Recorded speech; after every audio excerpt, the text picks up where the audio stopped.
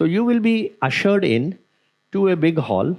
Generally, it's a hall, it can be room also, where you have to carry your testimonials, original testimonials with you. Because in that forwarding letter, interview letter, they will mention which are the original certificates which you have to bring.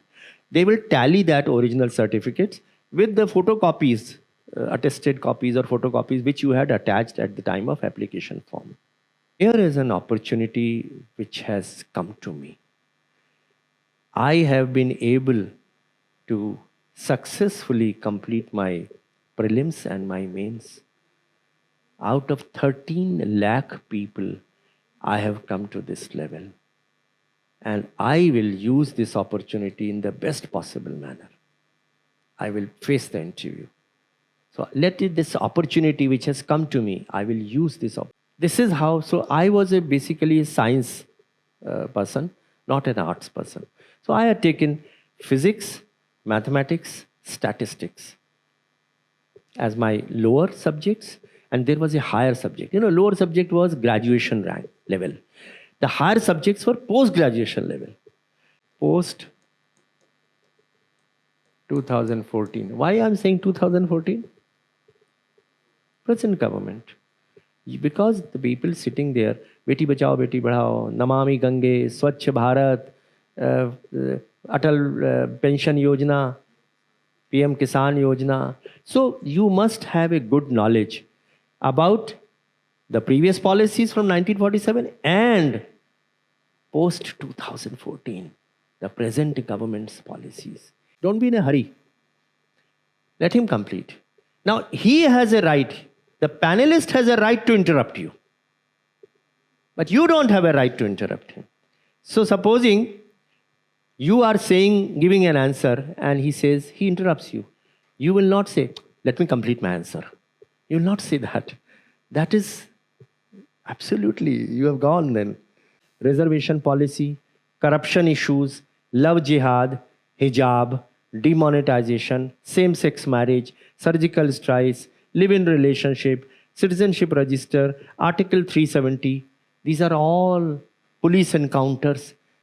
Now, what answer will you give in police encounter? In Hyderabad, when the police entered into an encounter with criminals and they killed them.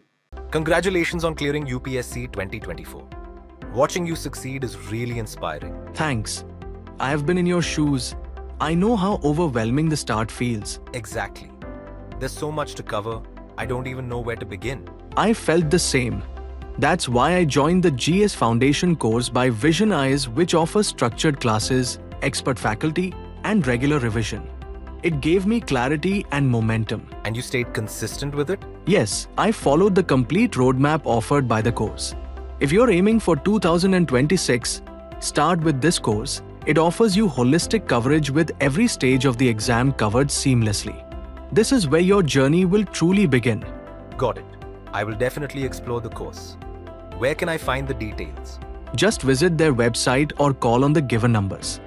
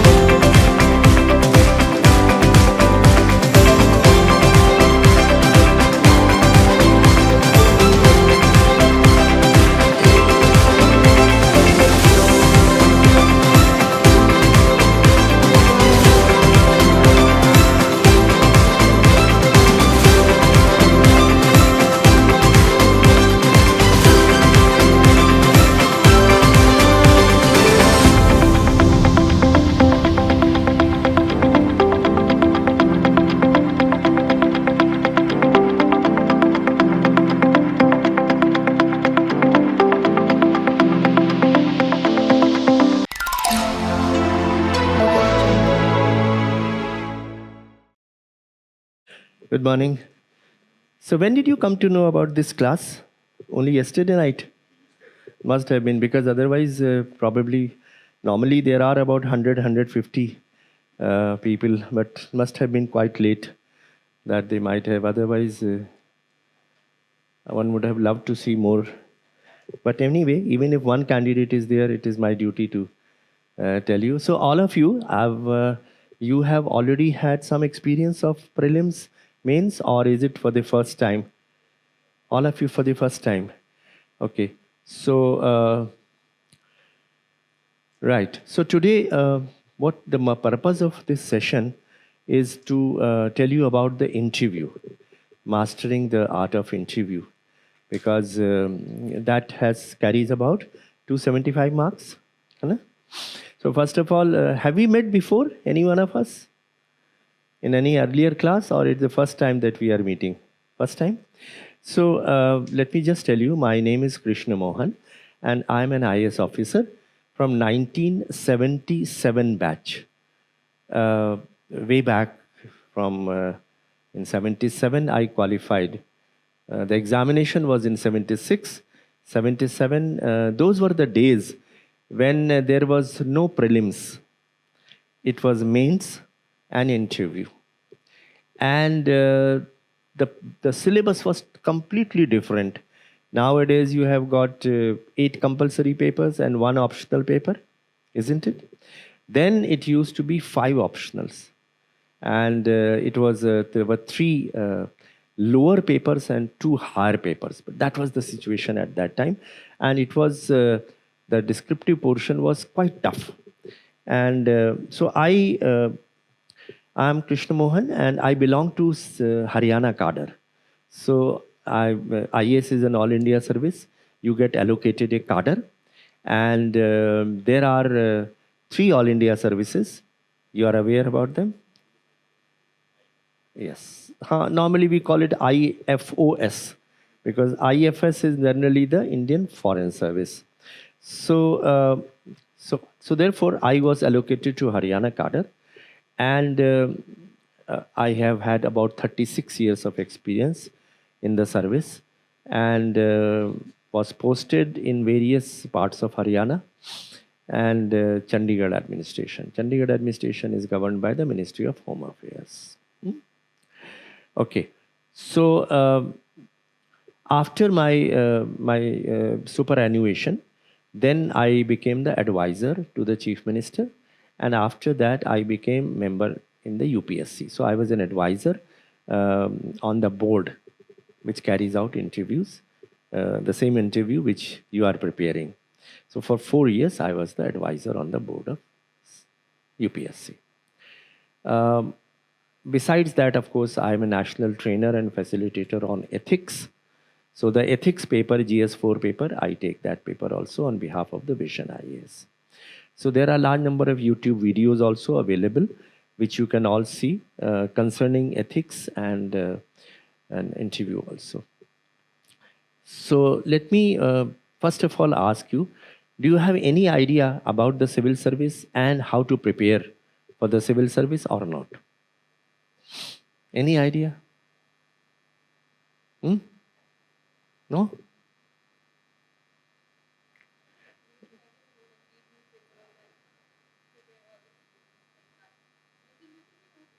Okay.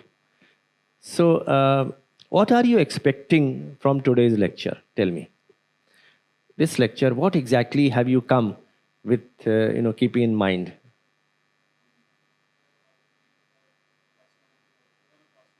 Okay. Overall improving the... Yeah. Correct. Okay. So, before I come to that, let me talk about how do you go to the blank board? Backstage? Okay. No. Yeah, this one. Yeah. Right.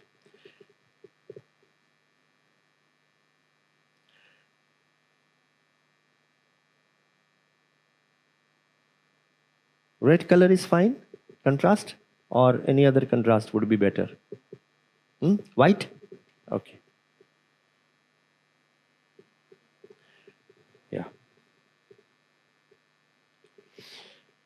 So let me begin.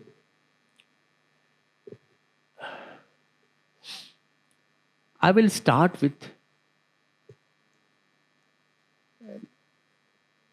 it's a constitutional body, and so the UPSC is situated on as a Dholpur house, है ना? And it is the Makkah and Medina, whatever you call it, for the aspirants, है ना?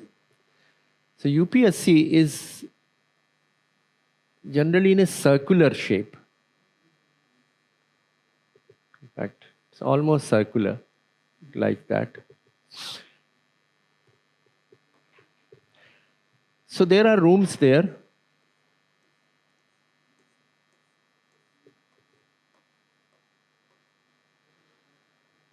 In the rooms, one room belongs to the chairman or chairperson. The chairperson is an eminent person. He can be a retired IAS officer, a retired educationist, teacher, lecturer, anyone. And in police service also.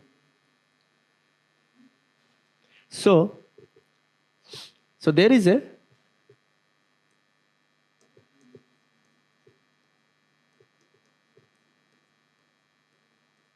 chairperson, members.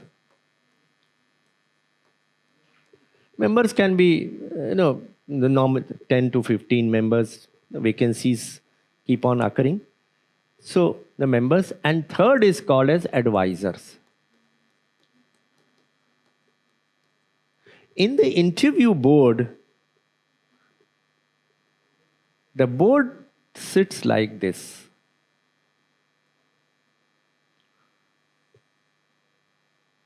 Here there is a table and there is a chair.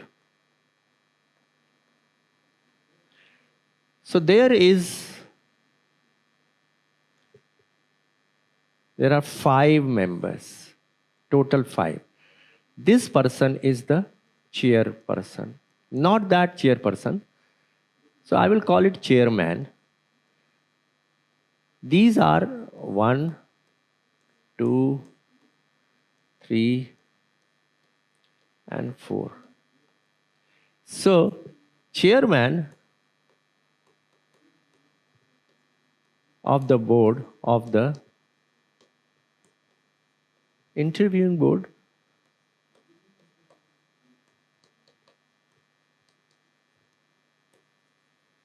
is member UPSC. Have you understood? There are 10 members. There is a chairman. Chairman generally does not sit in the interview boards. The members of the Public Service Commission, each member, or at least some of them, they are the chairperson of the interviewing board. So here is a member UPSC sitting. He or she chairs. Is it clear? The 4 people who sit around him, they are advisors. Advisors 1, 2, 3, 4.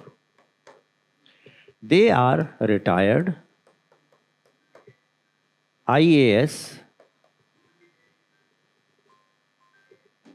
IPS, IFS, IRS, VCs, Vice Chancellors. And one of them is invariably a lady. One lady. Out of all these, supposing the chairman itself, it may be a lady, a member UPSC may be a lady also. So if there is one lady, then the other will be male members. But one of them is always a lady. Okay? So one lady member.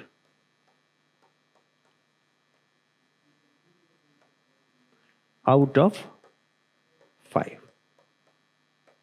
Okay. Now, this is a table.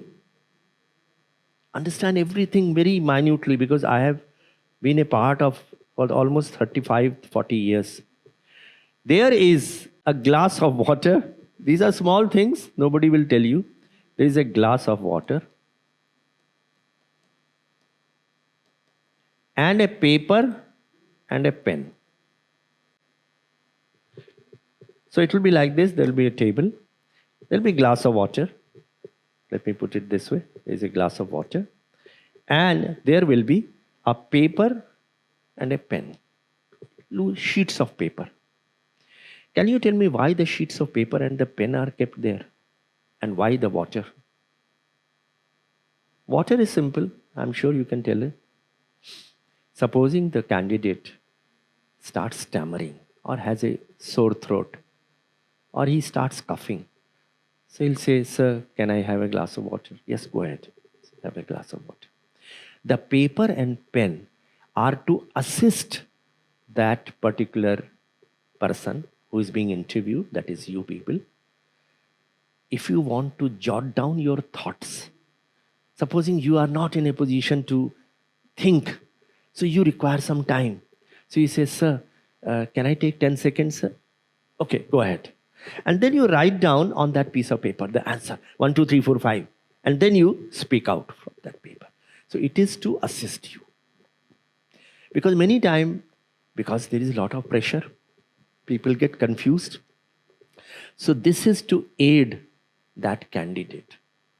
कि अगर उसको बोलने में कहीं घबराहट हो रही है और अंडर प्रेशर है, तो वो जो है कहेगा कि सर मुझे थोड़ा सा समय दे दीजिए ताकि मैं अपने थॉट्स, तो वो that is to assist that member, that candidate. Okay, now let me tell you, whatever you have seen in that 12th fail या 12th पास, क्या नाम था film, 12th fail, many of the things may be right, but at least the interview portion which has been shown, with all humility, and I would like to say, this is not how interviews carried out there.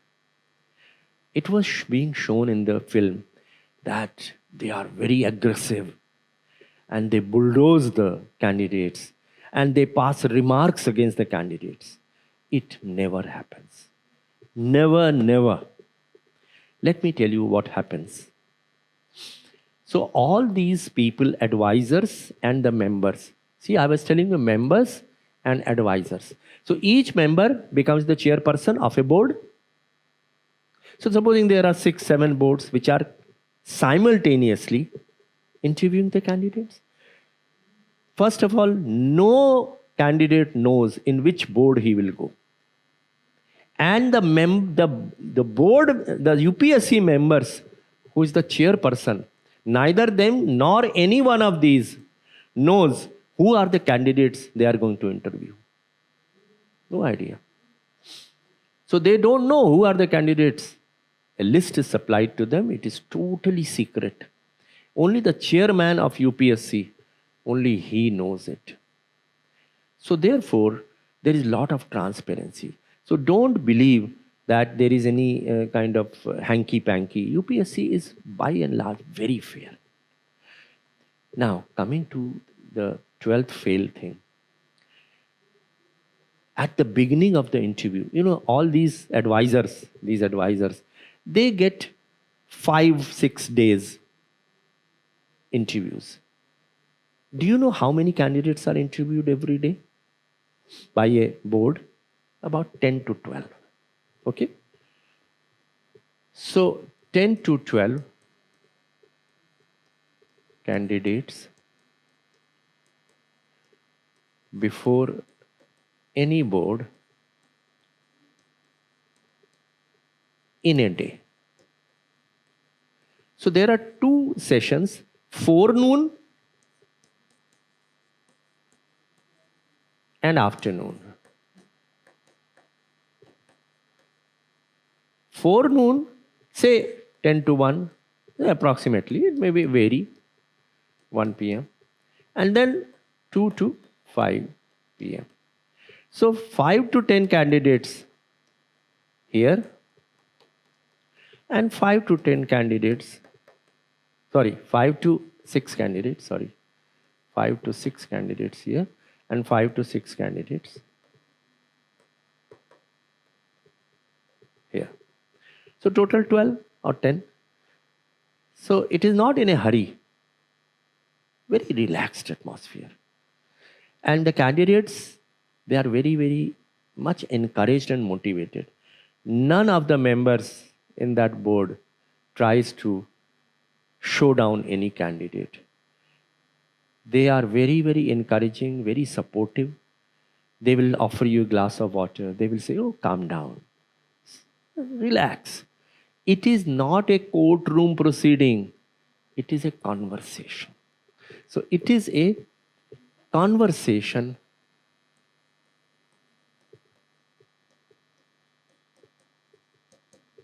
not a courtroom proceedings.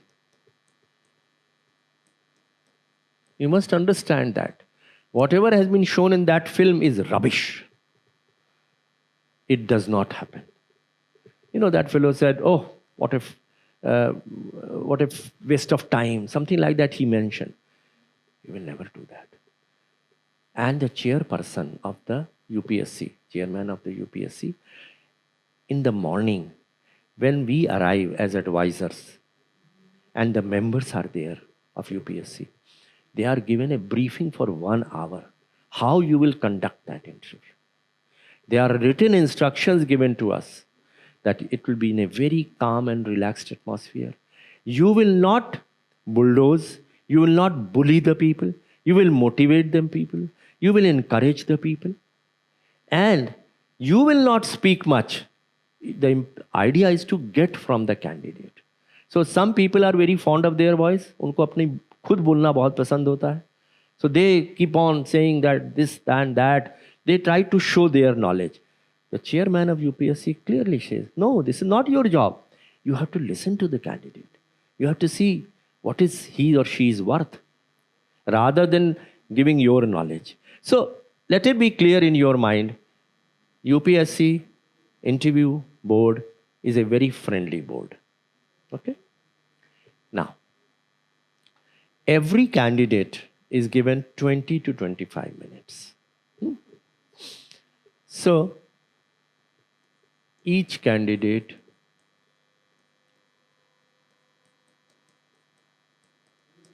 gets 20 to 25 minutes.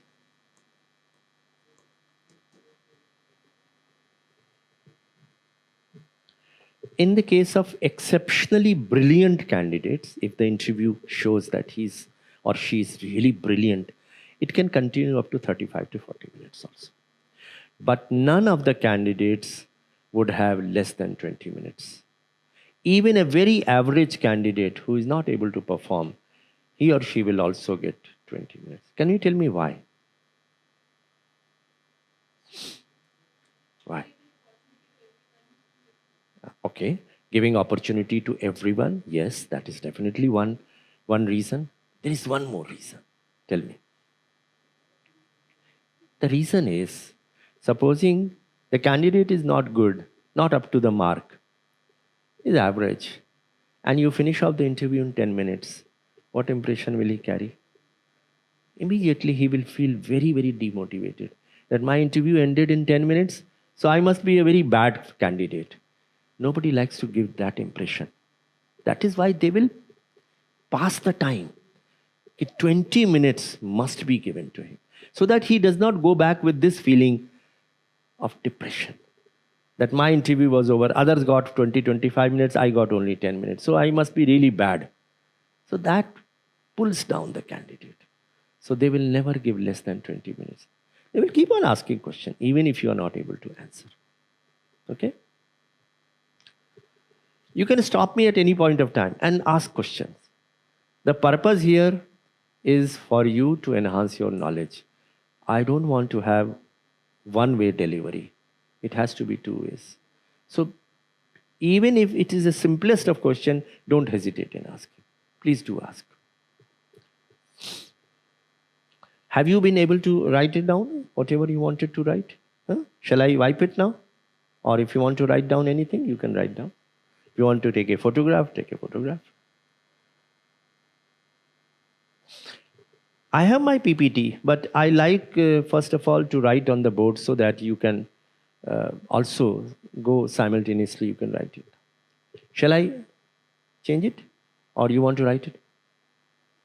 You're writing down? Or you want to, shall I erase it? All right.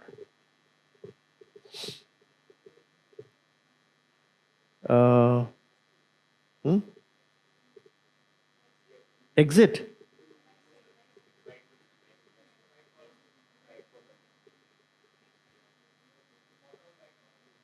Bottom right. Next page. Okay.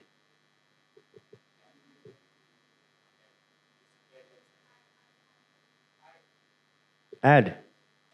This one. Okay. Now, so the first thing you must do is reach UPSC 1 hour before interview.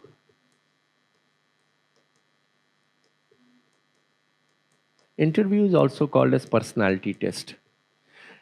My suggestion to you would be that visit the UPSC office 1 day in advance so that you have a feel where that office is situated and how much time will it take for your taxi or any mode of conveyance to reach that. Because if you are in a hurry and then reaching, then your heartbeat is going up and you will feel very, very, you will feel lot of fear that what exactly is going to happen. I'm running.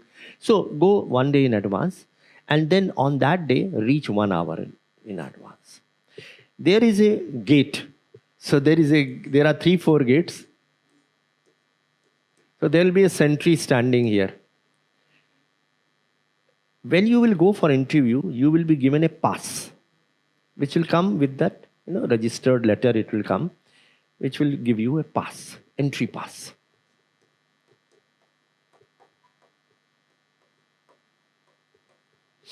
So you will show it to that sentry there, and he will allow you to go inside the UPSC.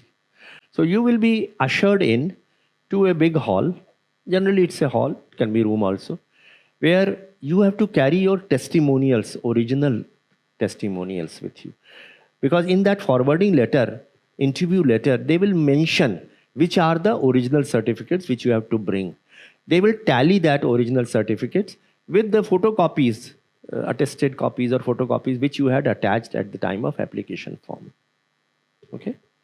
So now they will tally it and then they will allot a particular board. So there may be maybe 5, 6, sometimes even 10 boards are simultaneously interviewing.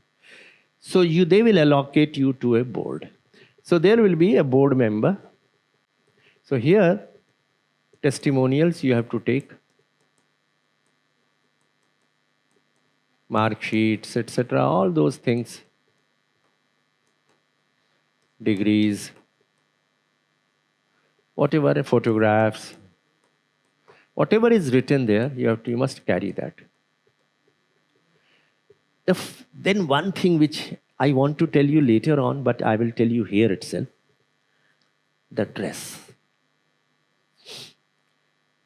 All men folk, they should wear a t-shirt, shirt, tie if you are comfortable with a tie. But if you are wearing a tie, it should be properly knotted here. It should not that the button is open and you have a tie here. The button must be closed and the tie should be such that it is well fitted. Everything should be sober color.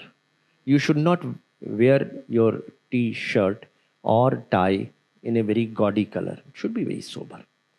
And properly belt and a trouser. You can wear during winter season a coat if you want. But don't wear a sports blazer. It should be a proper coat. I'm not saying that you have to wear a suit. Suit you can wear, but supposing it's a contrast, even that is fine. But it should not give an impression that you are not serious. So, dress properly. So it should be shirt, neatly pressed.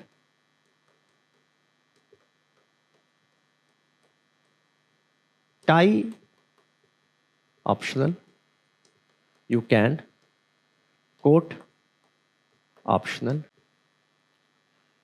Don't wear a bush shirt. Bush shirt, you know? Generally avoid. Bush shirt means that, it is outside. Have you seen bush shirt? No, idea. Shirt is tucked in, but bush shirt is something which is outside. It comes here up to this point. Normally we avoid that. It should be properly tucked in t-shirt with a belt. Have you understood? Coming to girls, this is boys. Advisable.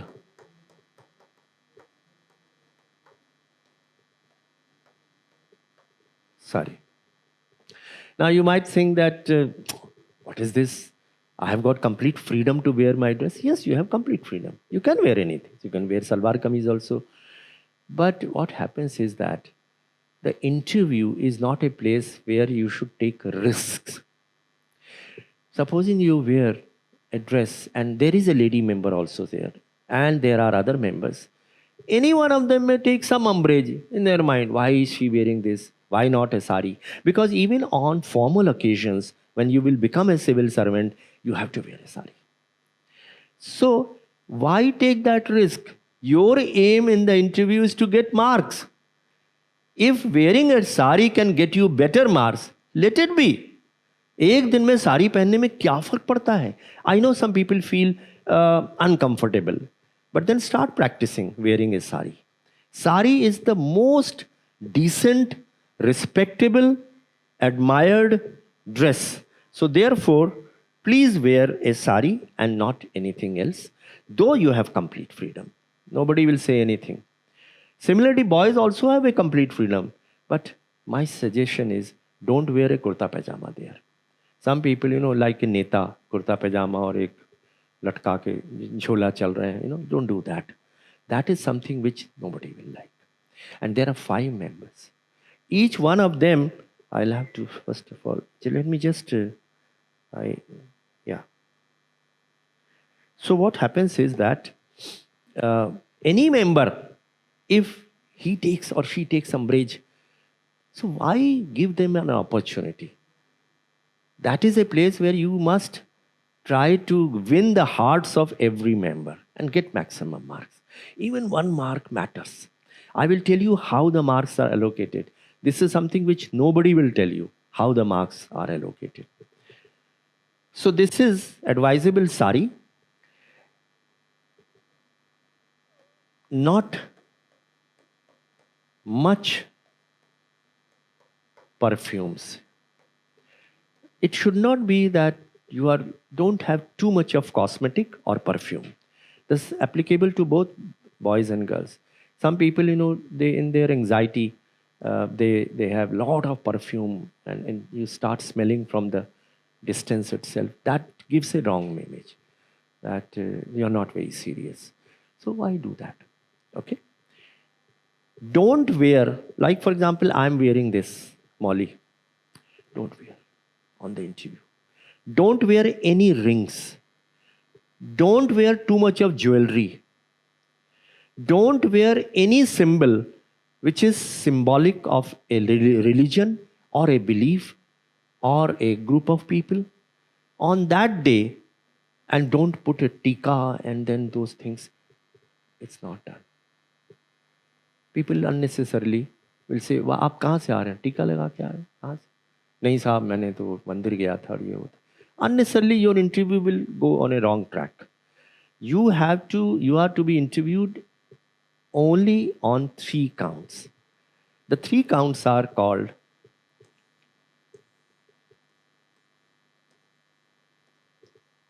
sometimes we also say ask. Can you tell me the meaning of this? You have to be interviewed only on 3 things. What is this? KSA. Come on. K kya hai? These are acronym. This is an acronym. Now tell me. K knowledge. Okay. Absolutely. Yes. Skills. knowledge, skills, and attitudes. You are to be interviewed on these things and nothing else. What is your religion? What is your belief? So don't give any such impression. If you wear too many of rings, it will give an impression that you are very superstitious. And people in civil service, we don't like people who are superstitious. People must be rational, must be secular, must be ethical. Three things. So you must be what we see in a candidate.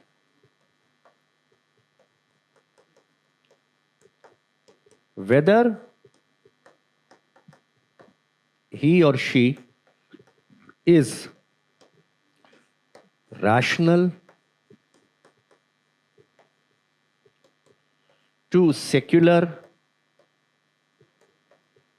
and three, ethical. I will explain these three things. Secular means it should not give an impression that you have an inclination towards a religion. So they may ask you a question. Supposing you are the DM, district magistrate, and there is a mosque and there is a temple. Mosque, azan, regularly azan di jati hai. And temple, Hanuman Chalisa is going on. And people are feeling very disturbed. There are students who are studying. Late at night it is continuing. What will you do? So they want to know whether you have a good answer which is secular in nature. So rather than saying anything, you will give an answer that the noise is controlled. Loudspeaker permission has to be taken, and it is controlled by the Noise Control Act. So Noise Control Act is irrespective of any religion. So whether it is a temple or a mosque, I will ask the people to stop after a certain time, which is permissible, say up to 10 p.m. If beyond 10 p.m. anyone is doing it, I will immediately take action against that institution. So here you are proving to be secular. Okay? Ethical. Supposing they will give you an question. That supposing there is a police constable. He is, a bus stops, so he goes and checks the bus.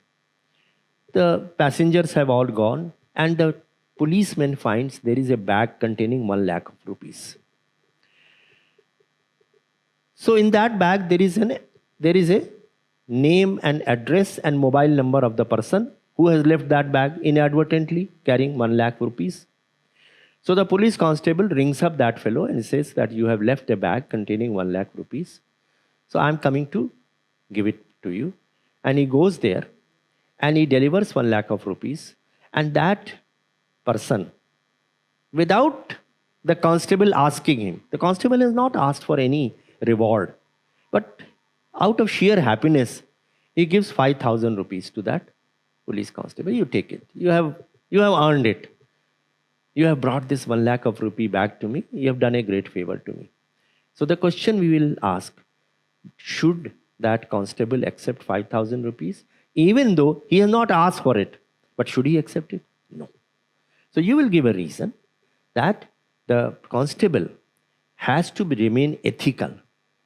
He must say that this is my duty to bring it to you. Because if he accepts that 5,000 rupees, it is unethical. Even if he has not demanded it. Because if he takes 5,000 rupees now, next time again he will probably do the same thing. He will expect money. And ethics is doing good to others without expectation in return. So this is how they will test. There can be many similar questions they can ask you. And third is rational.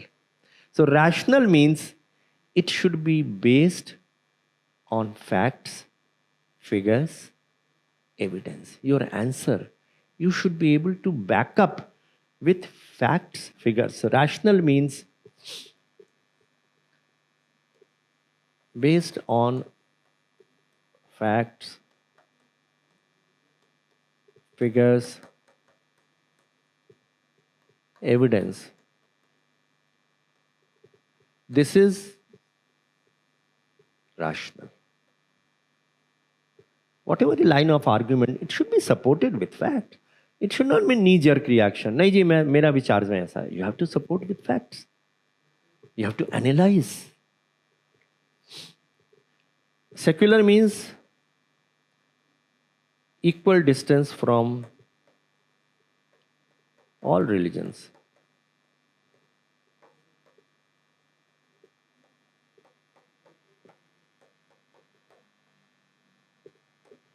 And ethical means based on values.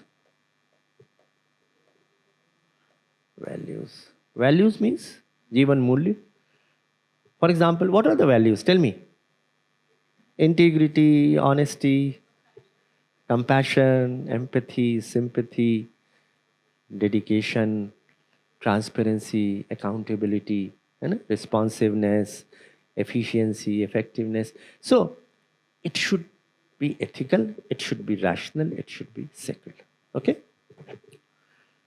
So if you want to take a photograph or otherwise, I'll move on to the next page. Right? Anywhere, if you have any doubts, just ask me. 2. Add. Okay. Now,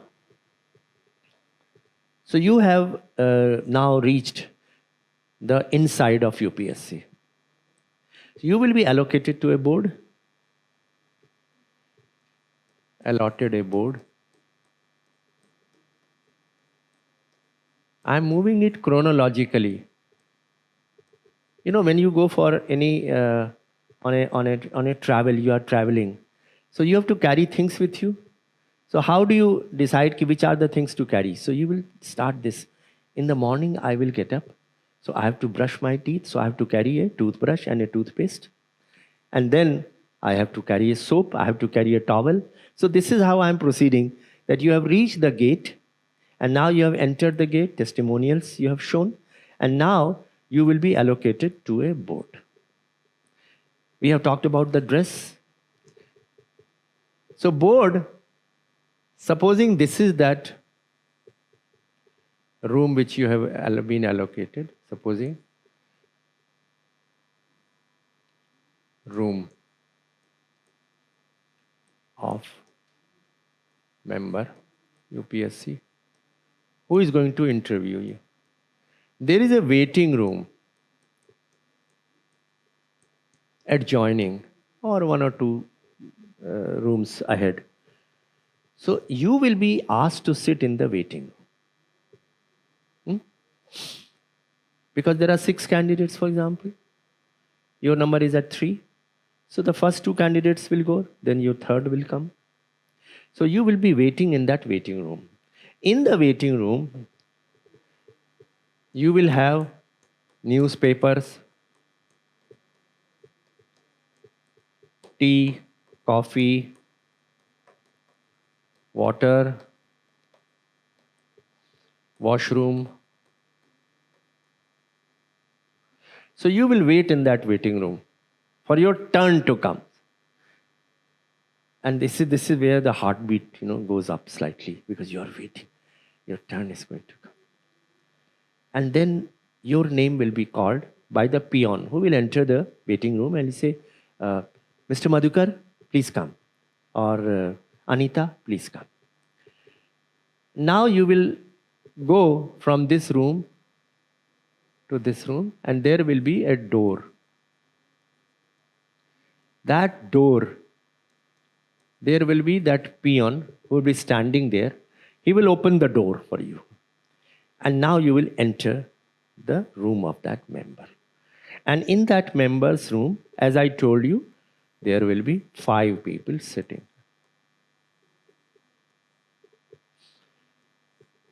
The chairman, the 2 members.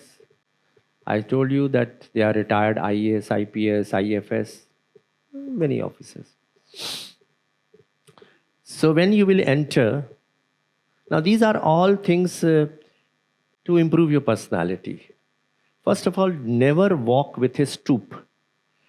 So learn to walk straight, and this you have to do at your home. Remember one thing, that humility is good, but at the same time, when you will become a civil servant, you have to become the role model. You have to occupy leadership positions. You have to look in eyes of the people. You can't look down. So you have to walk straight. Okay? So your posture. So one thing you must, these are some tips I would say. Posture. Erect. Straight. Without a stoop. Practice that. Number 2. Take a glass of water before entering.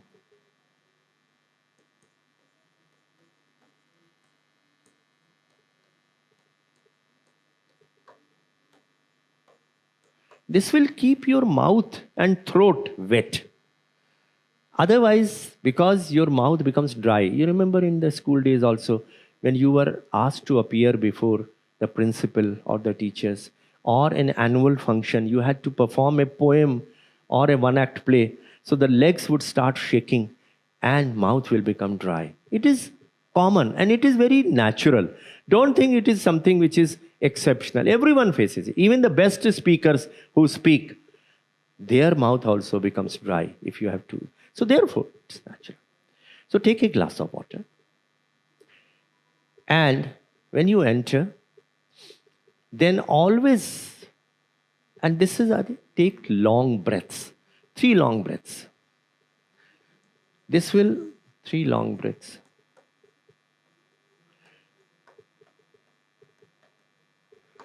This brings down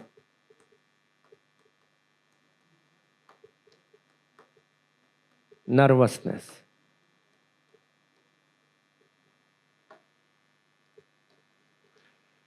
Okay? 4th, self-suggestion. You say to yourself, here is an opportunity which has come to me. I have been able to successfully complete my prelims and my mains. Out of 13 lakh people, I have come to this level. And I will use this opportunity in the best possible manner. I will face the interview. So let it, this opportunity which has come to me, I will use this opportunity. Self-suggestion. That will build confidence. इतनी दिनों बाद, मेहनत के बाद, this मेरे सामने आई है. So I will fully utilize it. I will do the best that I can. So positivity. So positive attitude. This is where I was telling you that knowledge, skills, and attitudes. So knowledge means you must try to read as much as possible. Skill is communication skill. How do you face that member? There are 4 members. So you must look into their eyes and should not look down. And while looking at the eye, also keep in mind that other members are also sitting there. Supposing you have asked me a question, no doubt I will look into your eyes, but at the same time, I will also move my eyes from left to right and right to left. It's called scanning. So that other members don't feel neglected. So look into the eyes, but at the same time, quickly scan the board like that. Right to left, left to right. That will keep everyone understand that you also care for them. Now when you enter, first of all, you will greet the members. You will start with the lady. Good morning, ma'am. Good morning, sirs. Or good afternoon, ma'am. Good afternoon, sirs. you will first greet the lady. Keep that in mind.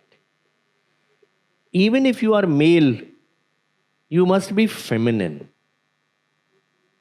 Understand? You have to give the necessary respect to the lady. So greet.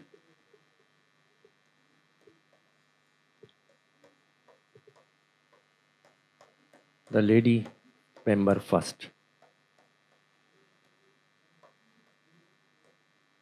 And then others.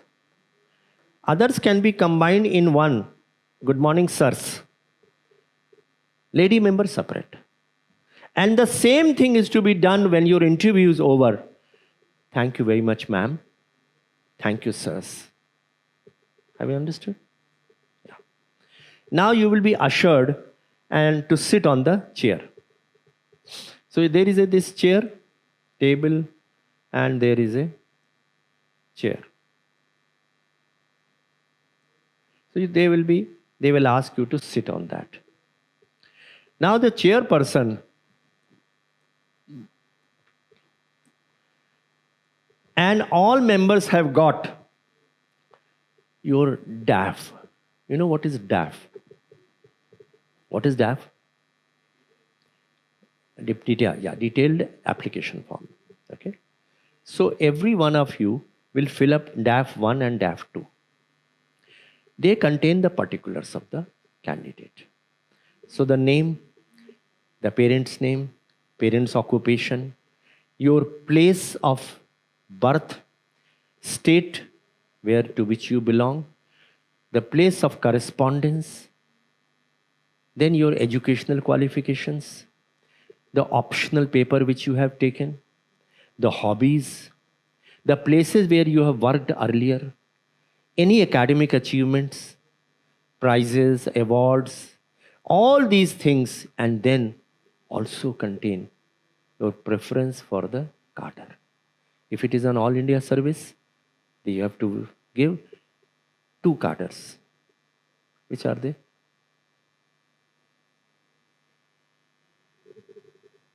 State cadre, yes, but why 2 cadres? Why 2? There are 2 places where you have to write your cadres. But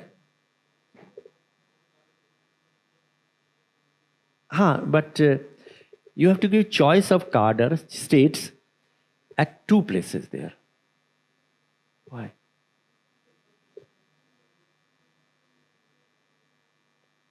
Deputation comes automatically. You can go to a deputation because there are 2 services which require cadre. Which are they? IAS and IPS. So they will ask you, if you are selected into IAS, what is your cadre preference? So you will give cadre preference there. And for IPS, which is because sometimes people give different cadre preference for IPS and different for IAS. Depending upon their choice. Sometimes they give difference. Sometimes they give the same. And there are zones there. So 1 zone, 1st zone, 2nd zone, 3rd zone, 4th zone. So cadre is something which also is a part of the DAF. And in that, normally what happens, for example, Himachal, Haryana, Punjab, they will come in 1 zone. The another zone will be, say, Madhya Pradesh and Chhattisgarh and so on. 3rd zone will be Andhra Pradesh and Karnataka, and 4th zone. So 4, 5 zones are there. And within the zone also, then the states are there.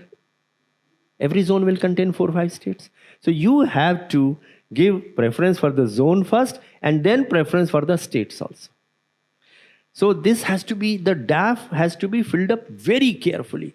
Fill up DAF very carefully. DAF must be filled up very carefully. This is before the interview. DAFs must have been filled. There is a separate session with Vision IAS takes for filling up of DAF. How to write hobbies. I will tell you all these things. For example, when you write hobbies, then you must be very careful not to write too many hobbies. If you write too many hobbies, be prepared to answer questions on all hobbies. So write only one or two hobbies. DAF is a very carefully worded thing. So let me first of all tell you what are the type of question, then we will come to this. Every UPSC topper has one thing in common: a powerful optional subject that gave them the edge in mains. It's not just syllabus coverage, it's about building depth, precision, and scoring power that sets you apart when ranks are decided.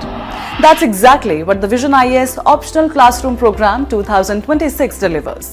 Immersive classes for crystal clear concepts, intensive answer writing practice with expert feedback, dedicated mentorship to sharpen focus and strategy, refined study material trusted by toppers year after year. Whether you are starting fresh or aiming for the final breakthrough, this program transforms your optional into your rank booster. With Vision IAS, you never prepare alone. You prepare with the institute trusted by toppers across India. New batches for anthropology, geography, political science and international relations and sociology begins from 18th September. Don't just prepare, dominate mains with your optional. To know more or register, visit our website or call us on the given numbers. Questions.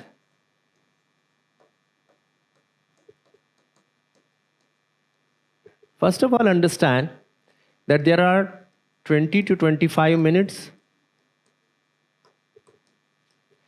5 members. So every member will get how much time?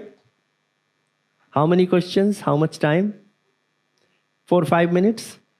So each member, each interview panelist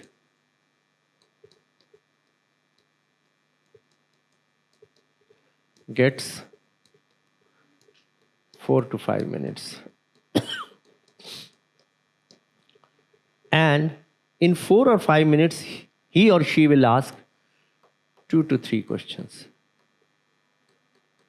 Sometimes 4 also, but 4 is rare.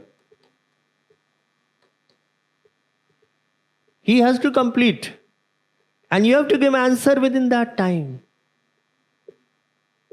So naturally, your answers must be short, crisp, to the point, succinct.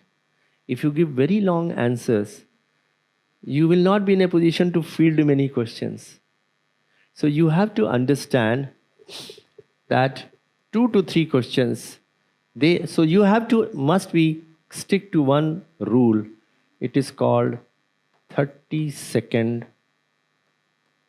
rule. It is an unwritten rule.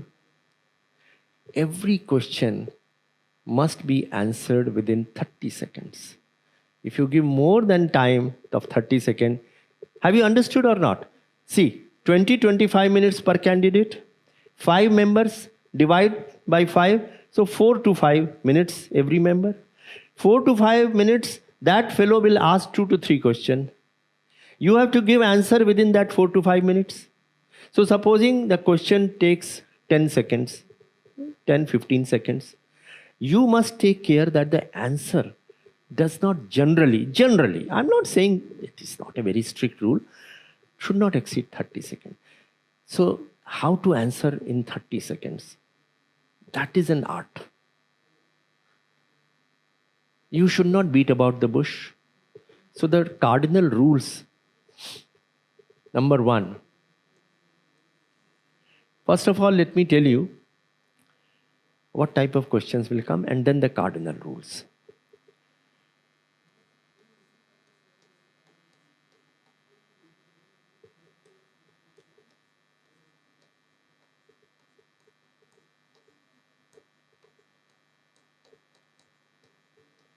DAFs-based questions. So tell me now, I have told you what is a DAF. The DAF contains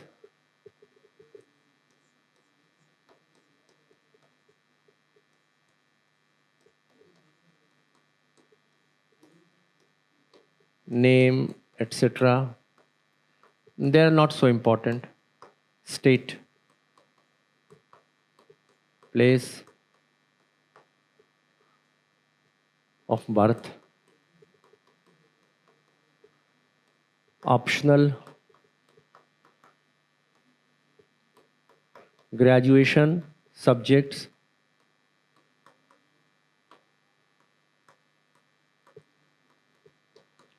hobbies, achievements,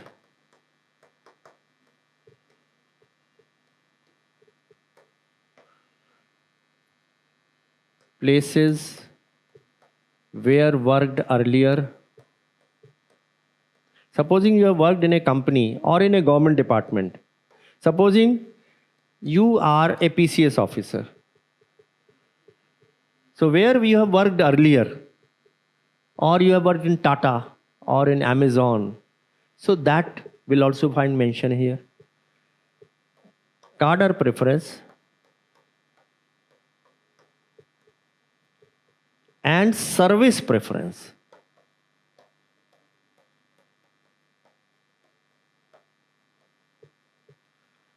What is service preference? IAS, IPS, IFS. So you will, all the 20-25 services are there, you will give a preference. First option this, second thing, third this. So they are part of the DAF. Have you understood? These are all parts of the DAF. So the DAFs are present, one copy each is with each member. 5 members are there. They have, that is your Gita. I mean, that is your, every information is available there. So they will ask questions based on the DAF.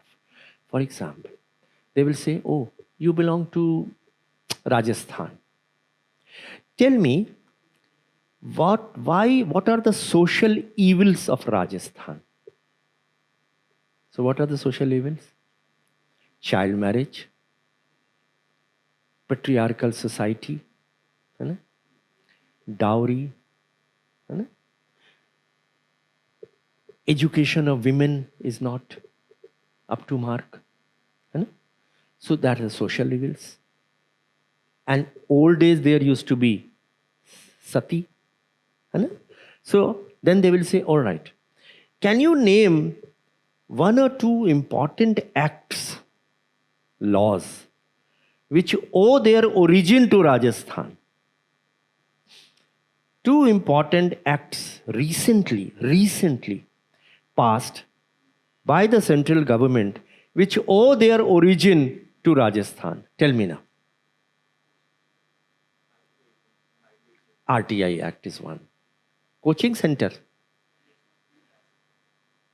There is a bill, but is it from Rajasthan? Okay.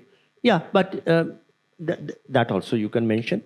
But the most important ones you should try to prioritize. RTI is one. Tell me the other.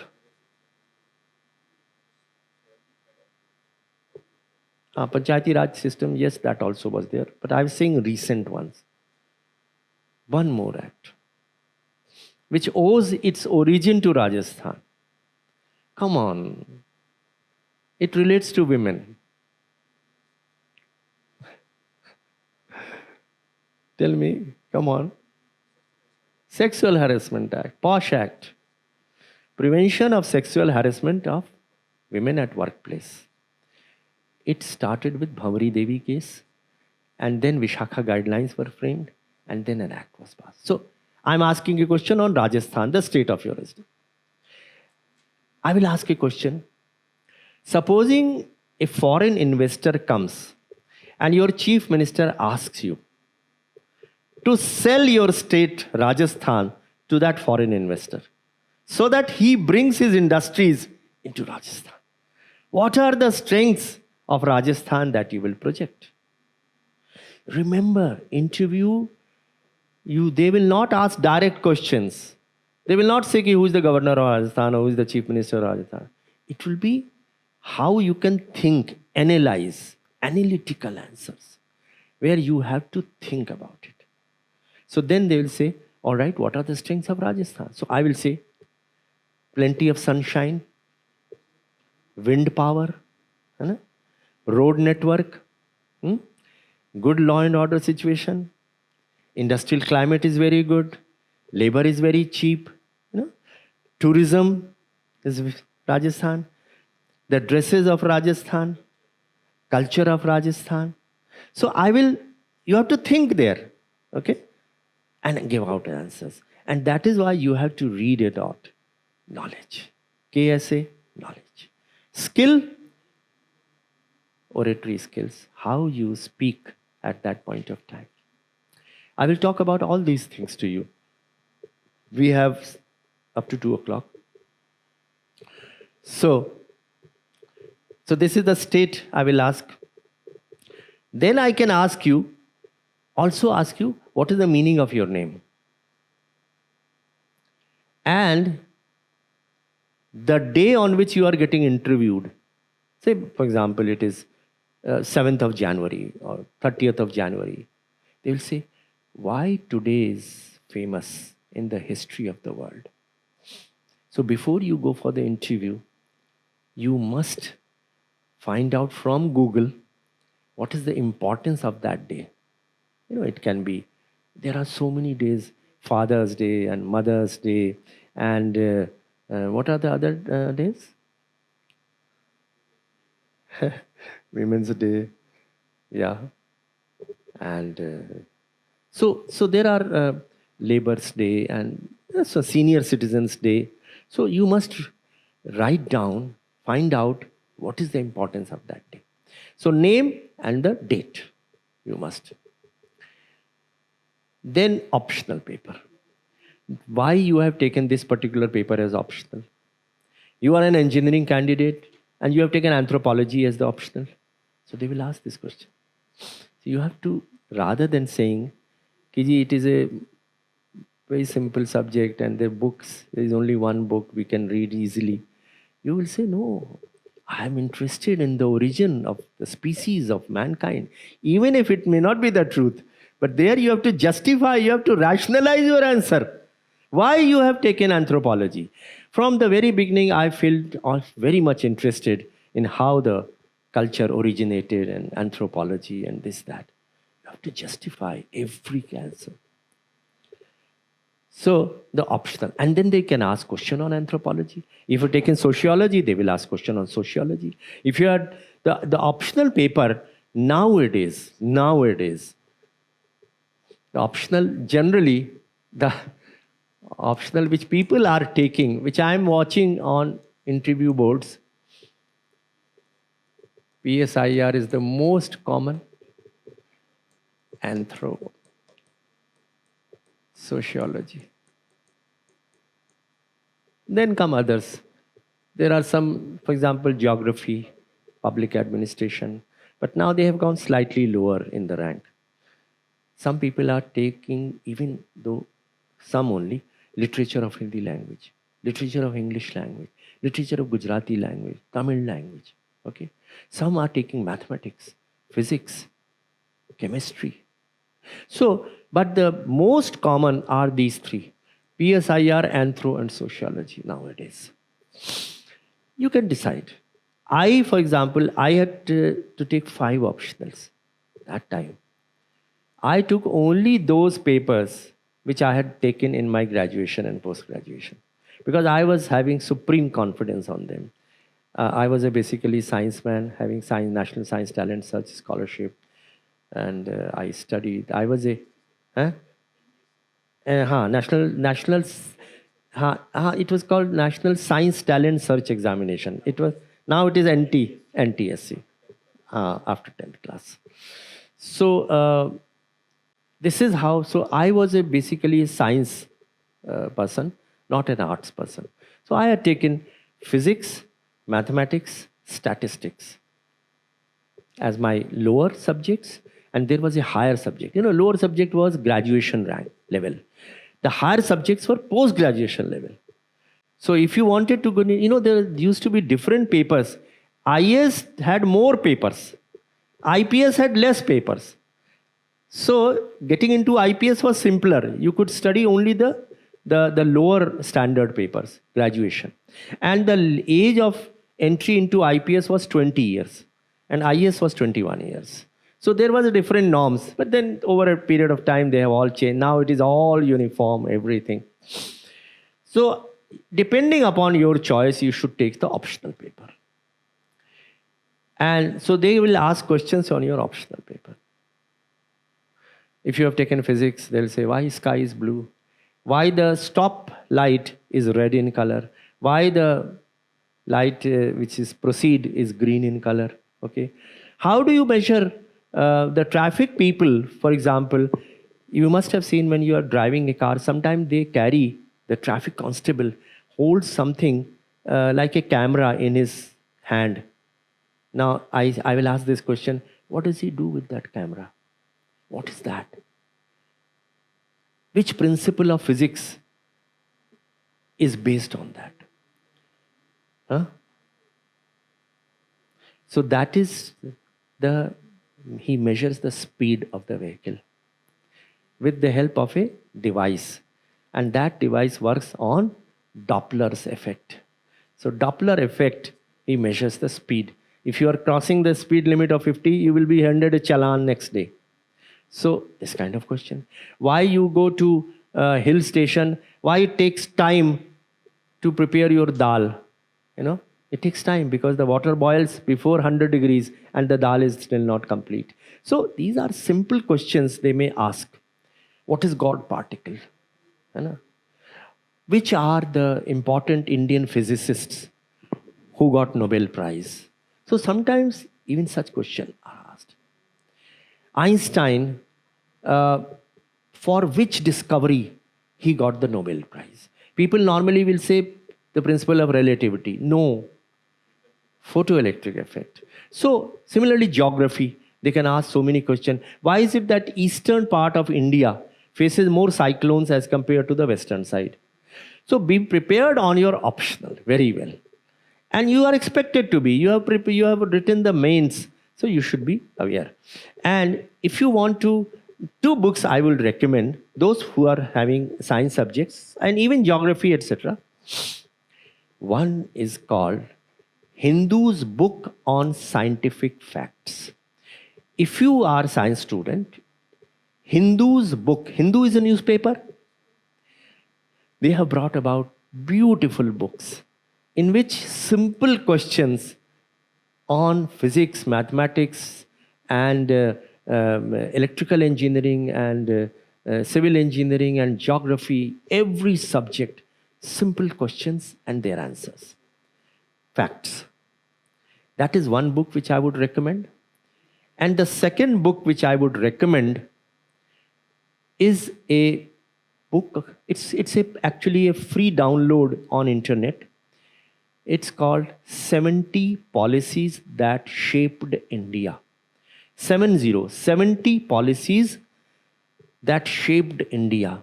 In interview, you must have a knowledge about the public policies. What are public policies? For example,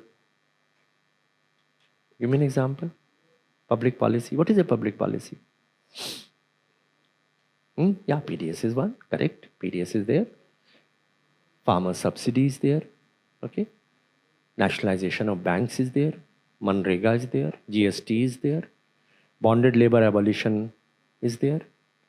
There are so many public policies right from 1947 till today. So you must have a bird's eye view of the public policies framed. Okay. Lot of things have been done by the government for women, for children, for senior citizens. So those public policy schemes and programs. And please do prepare public policies. So here I would like public policies,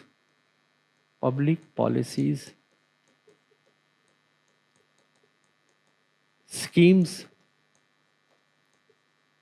programs,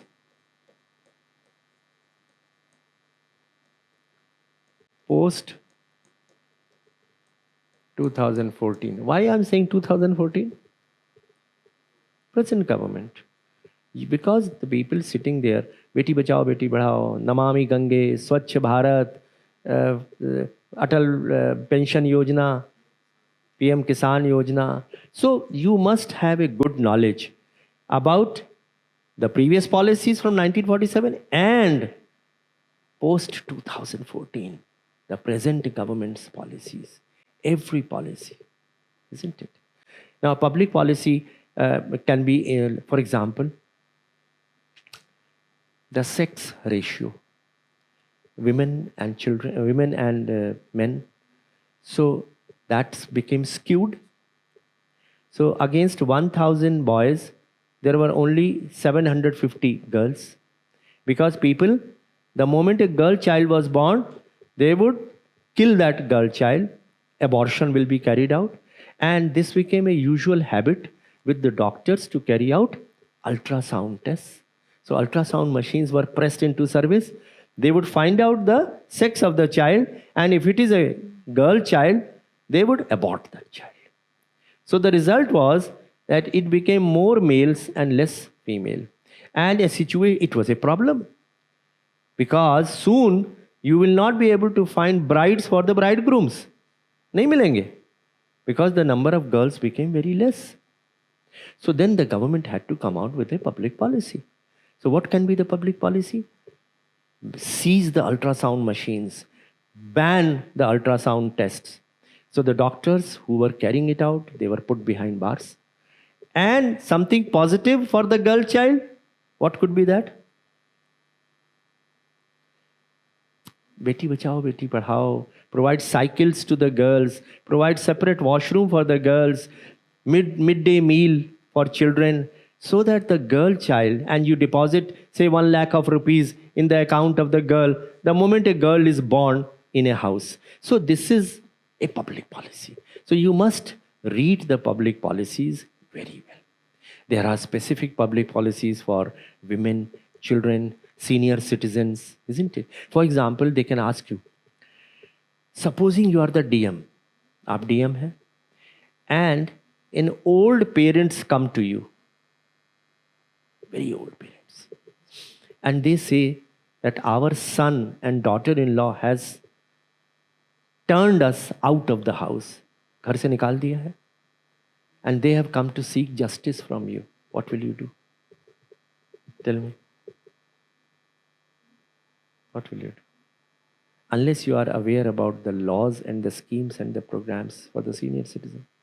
So in 2007, an act was passed, which is for the senior citizens, that in case the property belongs to the senior citizen and the children have turned him out of the house, then the DM can replace possession of that house back to the parents.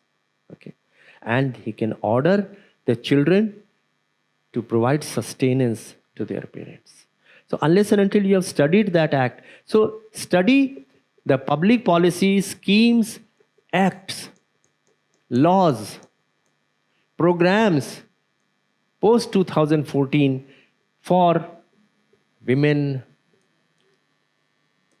SCs, STs, OBCs, senior citizens, children,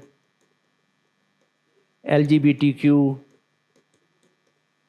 environment, and so on. There are so many public policies. Read them. They are all available on Google. Everything is available. So the first question, now let us come back. Optional we were here. Now graduation subjects. So if you have taken sociology, psychology, geography in your graduation subjects, they can ask you questions on that. Why is it that the institution of marriage is breaking down? Why don't we have now joint families? Okay. Why is it that there are so many divorces which are happening? So in sociology, they can ask so many questions. How the society of India has been impacted by the Western culture. So you have to read the subject you had taken in your graduation. Even though these people who are sitting there maybe from IAS, IPS, IFS, but they have huge experience. 35 to 40 years they have worked in different departments. They know so much that they can ask any kind of questions. So prepare on your this. Now, you must understand that, and I'm mentioning it here only. You remember we talked about that 30-second rule? Firstly, if you do not know the answers, firstly, let me tell you, you should try to take field 10 to 15 questions in the entire interview. 10 से 15 question अगर आप field कर सकते हैं बहुत अच्छा है. So you have to give very short, crisp reply. Never bluff. Never bluff. Those people are very, very experienced people. They will immediately catch the bluff. For example, if they ask you this thing, you have studied in Vivekanand College. So the main entrance, how many stairs are there in the main entrance? Now, supposing you say, sir, there are 55 stairs, and you are bluffing. The fellow might be from the Vivekanand College, and he will understand your bluff. So the answer would be, sir, I have never counted them.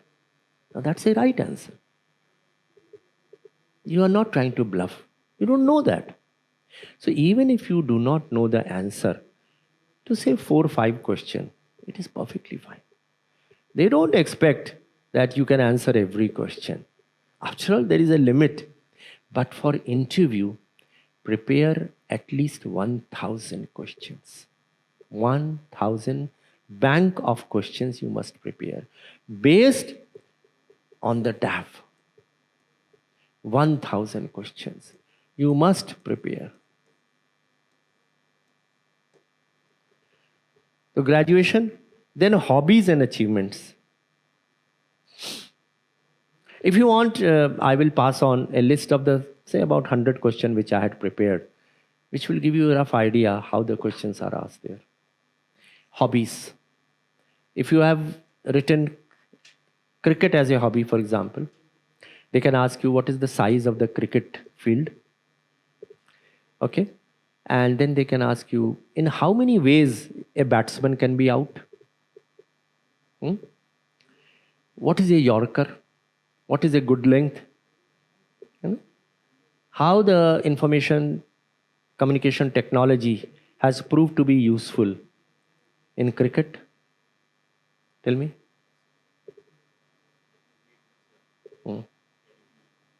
LED light is there, on the stumps is there, and then third umpire is there. So these are all good answers which you will give. Similarly, if they ask you about lawn tennis, so sometimes they say which is the best, the championships in the world, who are the champions nowadays, etc. If you have written books, reading books, so they can ask you which is the last book that you had read, which really impressed you. So you must prepare one book which you have read and entire thing about that book, so that if they ask question, for example, they may say, what is the social message that book conveys to the people? Similarly, supposing you are fond of Bollywood films, so they say, all right, which Bollywood film you had seen recently, and what is the social message? If you have seen Thappad, so Thappad carries a message. Do Biga Zameen, that carries a message. So there are many socially important films. So you must prepare one example of each one of them. The entire civil services, remember, you must give examples in support of your answer. In the mains writing also, you must give examples. And in the mains, you must prepare a list of the quotes given by many people. Mahatma Gandhi and Chanakya and Hobbes and Swami Vivekanand. Prepare quotes. That will be helpful to you in your essay paper also. And ethics paper also. Because nowadays the questions are also quote-based questions. So prepare quotes by eminent people. Also prepare quotes subject-wise. For example, women development, education, health. And therefore, let me tell you that when you are appearing for the civil services, you have to give 1 year of yours. 1 साल की तैयारी जरूरी है. 1 year. And do not sail in two boats together. In the sense, if you are working, it is very difficult. You take a leave if you are working somewhere, but you can't do both the things. It's very difficult. And do not attempt before your graduation. Graduation karke tab kariye. You can start collecting material in the last year of your graduation. Now coming to time, 8 plus 8 plus 8. 8 hours of good sleep, 8 hours of study, and 8 hours of going around with teachers, educators, professors, senior people who know much more than you, so that you improve your knowledge. 2 books I would like to give you which are helpful in moments of depression. Remember, the third thing was attitude, KSA. Attitude has to remain very positive. Do not come under depression at all. If you are under depression, then remember 2 books is a good read. One is called as Secret. I'm sure some of you might have read the book Secret. Secret talks about the positivity, optimism. If you want to achieve something, then you should start thinking passionately about your aim. And the universe is going to conspire and will move in such a fashion that you achieve that thing. That is the secret. It's a beautiful book. It gives instances, real instances, where you wanted to become a civil servant and you started visualizing, I will become an IAS officer. Then I will go to the office. The sentry will open the door. I will sit on the chair. So you start visualizing, you see. And if you visualize it so passionately, then the cosmic system and the universe is going to conspire with you in achieving that goal. And the second book, which I would recommend, these are all optional. I mean, if you want to read, it's called it's called Tapping Method. Tapping Method. So the name of the book is maybe slightly, but it is basically tapping the different parts of your body. If you tap, if you write a statement, I want to become this, and then you keep on talking about it, tapping different, you tap here, you tap here, you tap here. Ultimately, you achieve that thing. Now, this is only to help you out in coming out of the depression and achieving that aim. People have successfully done. You can do Google also the tapping method of losing anxiety, because people become very anxious कि कुछ हो ही नहीं रहा है, आज मैंने समझ में नहीं आ रहा, इतना तैयारी किया था उसका कोई फायदा नहीं हुआ, and you go into depression. So these books help you. Now a few other tips. Always some hobby you must have. So whenever you read, do not read more than 2 hours in a stretch. 2 घंटे से ज़्यादा mind नहीं काम कर सकता. Take a break. Go to meet, see a movie, go to play a game, go to meet your friends, your parents, your sister, your brother, but take a time for diversion. Okay? And do not study only one subject at one time. Mix. Every day, forenoon में आपने GS1 पढ़ लिया, तो in the second part you can read GS4. But mix so that there is a variety. Otherwise you will become bored. एक ही paper पढ़ते पढ़ते. There are 9 papers. You have to mix the two, all of them. Third thing which I would like to tell you, you must understand. Preparation for civil services requires preparation of handwritten notes. And it's a very, you may think that, what am I talking, such a mundane thing. Believe me, do not read from the books. First 3 months or 4 months, devote making excellent notes For each paper, I used to buy registers which are available in the market, thick registers. So you can make registers for different papers. GS1, one or two register, GS2, 2, 3 registers, and then divide it into different parts. And how do you write which are the parts? From the syllabus. Go through the syllabus, go through the PYQs. What is PYQs? Previous year questions. So the last 15 years or so, go through all questions. The questions in the mains normally are mix of these. You know? So if you have studied the PYQs and the test series questions which come, Vision also has got a test series.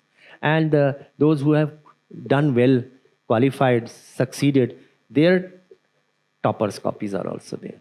So study them and prepare notes from books and for other material online, on Google, ChatGPT, Gemini, Grok, material. And then reduce them to writing with your own handwriting. Prepare notes. And then keep aside the books. Sara material kinare kariye. Only those registers, you have to read from them only. Your own handwritten notes. And how do you remember? You see, let me tell you one more principle. In CSE, revision is very important. Whatever I am talking here, tomorrow you will be able to retain only 18%. Rest will be gone. Unless you revise it.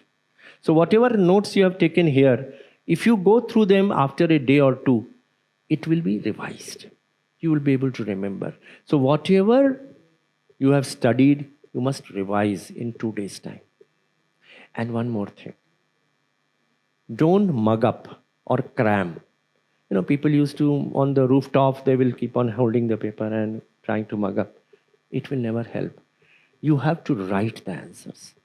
So all PYQs, all test series, whatever questions are there, whatever notes are there, you must have a rough copy.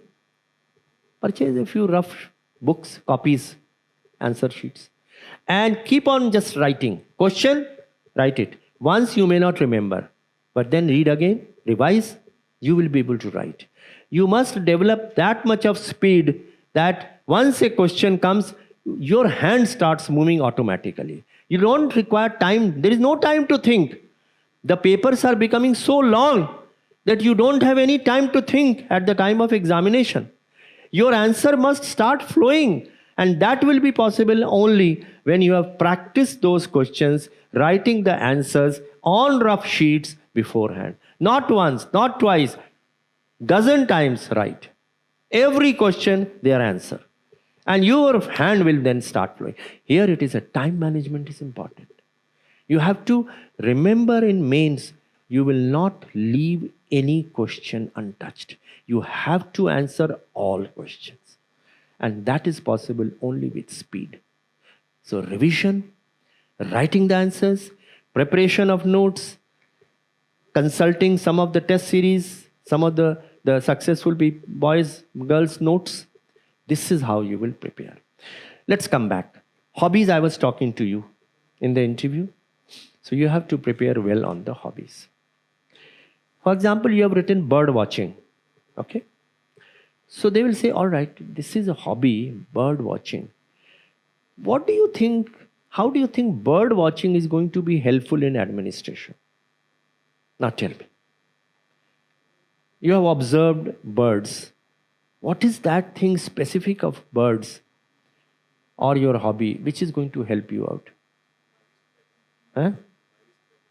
My mind, yeah. A migration. Okay, all right. And then anything else? Yeah, that also is there, absolutely. So migration and biodiversity.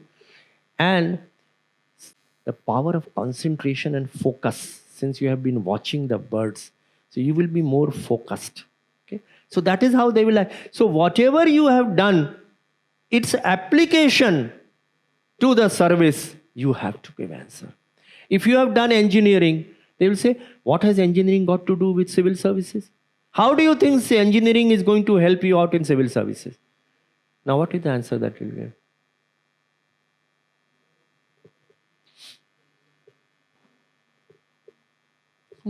Come on.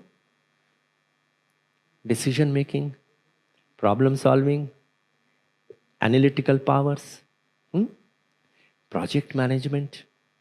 These are some of the things which are required in administration also. You have to take decisions, you have to solve problems, you have to have analytical problems, you have to have a scientific bent of mind, scientific temper, project management. So the engineering background is going to be helpful in that.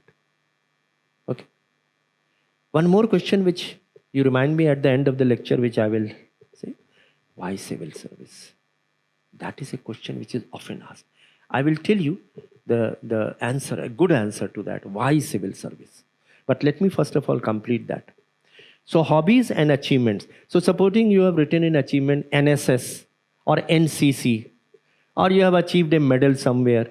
So they can ask questions on that also. Then comes places where worked earlier. Supposing you have worked with Tatas or Amazon or Flipkart or any other. So they will say, okay, how many employees were there? What is the balance sheet? What is the profitability? What is the turnover? What is it that it imports or exports? So everything about that company. If you have worked in state PCS, and that brings me to another point. Never prepare only for one examination. Prepare for all examinations, similar examination together. So for PCS also, for banks also, for public sector undertakings also, if judiciary, if you are having taken law, then judiciary also. So that if you have one particular service in your hand, then your hands are very strengthened and you have a lot of confidence. I appeared not only in civil service, I appeared in public sector, got into ONGC. I appeared at LIC, got into LIC. I appeared in banks, got into UCO Bank. Appeared at civil services. I ultimately joined UCO Bank as a probationary officer. 3 months I did. Then my result for civil services came. And then I resigned. But then that gave me a lot of confidence. If you get into one job, it will give you a lot of confidence. And secondly, they may ask sometime this question, what if you are not selected? Now you have to give a very interesting, good answer to that. Say, sir, I have a good background of economics, or I have a good background of engineering. I will proceed further in that. But before that, I have got 6 attempts. I will make another attempt. I am very positive. Even if supposing I'm not able to make it this time, next time I will be able to make it. So your answer should be full of positivity, optimism. Never feel discouraged or demotivated. You know, these people who have qualified, ये कोई आसमान से उतर के आने वाले थोड़ी लोग हैं. आप में से ही तो हैं. They are only from you only. And they have worked hard in getting the place. And remember, 13 lakh people appear at the civil services. Not everyone is serious. Serious जो होते हैं वो निकल ही आते हैं. Everyone is not very serious. But if you are serious, and let me tell you, I remember a whole beautiful proverb or saying. So I was in BSc. Even before that, I was in 11th class. So 11th class, my father was a professor in mathematics in Banaras Hindu University, the place to which I belong. I have done from central school. So the myths are, there are many myths. One is that only from convent educated you can get through. Absolutely wrong. Government schools are very good. So I was from a central school. I got into IAS at the first attempt. And so the first myth is only convent educated. Wrong. Number 2, some people say only English speaking can do it. Wrong. Regional language people also come. Hindi also come. There's no problem. Number 3, only urban people can come. Rural people cannot succeed. That again is a wrong thing. So it is absolutely incorrect to say there are no such prejudices or biases in the members when they are on interview board. Number fourth, the myth is that you should be aggressive at the interview. No, you should not be aggressive. You should be firm but polite. And you should develop the art of saying, I don't know. Sorry, sir, I don't. You don't have to answer every question. You don't have to attempt every interview question. Wherever you are not very confident, you should say. You can say part of the answer. I know only this much of the answer, but beyond that, I don't know. Be honest. So be honest. And so these are some of the myths you must remember. And now coming to, so the hobbies and achievements, places where worked earlier, cadre preference. So they can ask you, why do you want to, you belong to Andhra Pradesh, but you have not given Andhra Pradesh as the first preference. You have given Rajasthan. Why? That again is a tricky question. So the answer to that normally would be, I have served for a long time in my home state. I like to visit places. I like to work in a society which is where people, I can show my worth. Andhra is already a developed state. Bihar, Rajasthan, Chhattisgarh, Jharkhand. I would like to work in such areas. That is why I gave Rajasthan as the preference. That is quite okay. That answer you can give, isn't it? Then service preference. Why have you given Indian Foreign Service as the first preference? I'll say, well, I'm interested in international laws, treaties, agreements. So I have, and particularly if you have taken PSIR, then you can say that that is why I took PSIR also, isn't it? So you have to justify. So sometimes people don't say that I don't want to go into IPS. IPS falls in the way down in the priority. So they will ask, you have not given IPS as the first, amongst the first three preferences. Why? So you say that my bent of mind is more development oriented. I like to go into a service which can do a lot of development in the rural areas and so on. The police has got a different kind of, requires a different kind of mentality. And I'm not so much interested in that. But I've given a preference, but low down. I like desk job or a field job. Or in the, so this is how you will justify it. Okay. So these are the DAF. So first will be DAF based questions. Secondly will be opinion based question.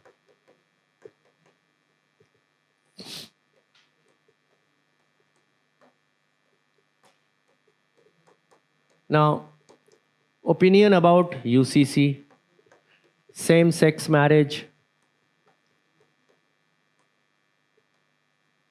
collegium system for selection of judges, Article 370, it can be hijab, demonetization, police encounter,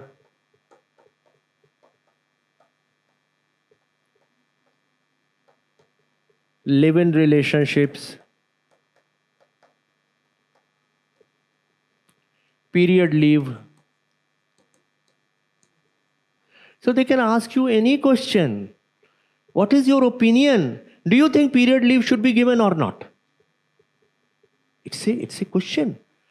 It is being debated. You have to give the pros and cons. Whenever they ask you any such question, for example, live-in relationship. Do you think live-in relationship is a good idea?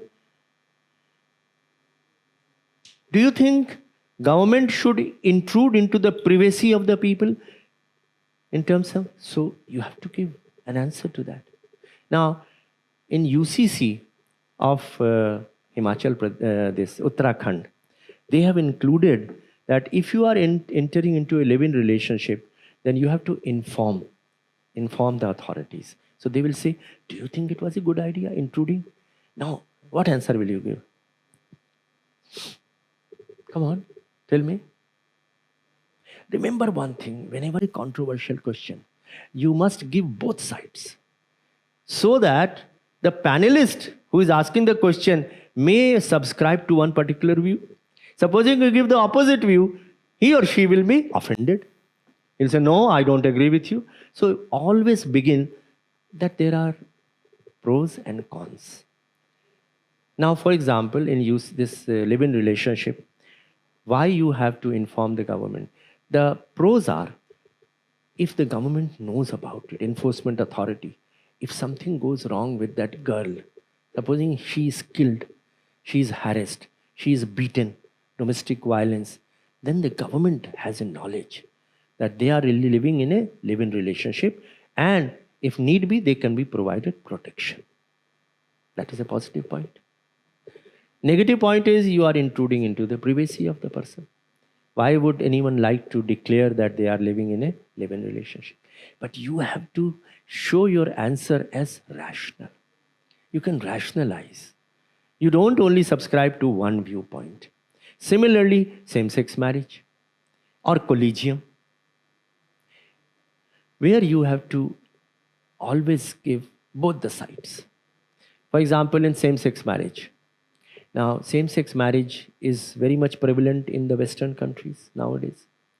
And here in India, still debate is going on. Judiciary felt that it should be possible, but government felt that same-sex marriage will be having a lot of problems. For example, who will be called husband and who will be called the wife? They are same-sex. And laws in India are made that there is a husband, there is a wife. So legal complications will come. So you must read. So that brings me to another thing. Read one English newspaper every day. Either Hindu or Indian Express. Read from first page to the last page. Particularly the editorial and the central articles. Hindu and Indian Express provide excellent articles. They give both sides of the picture.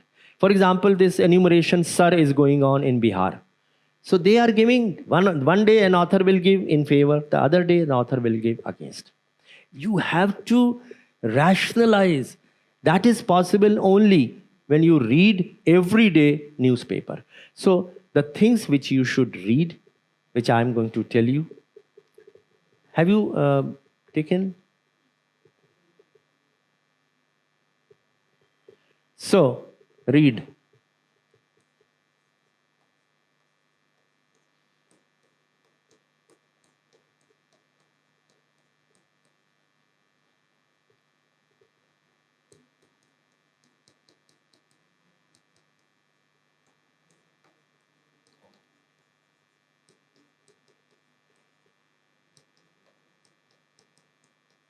Articles. One, this paper. Secondly, one economic paper.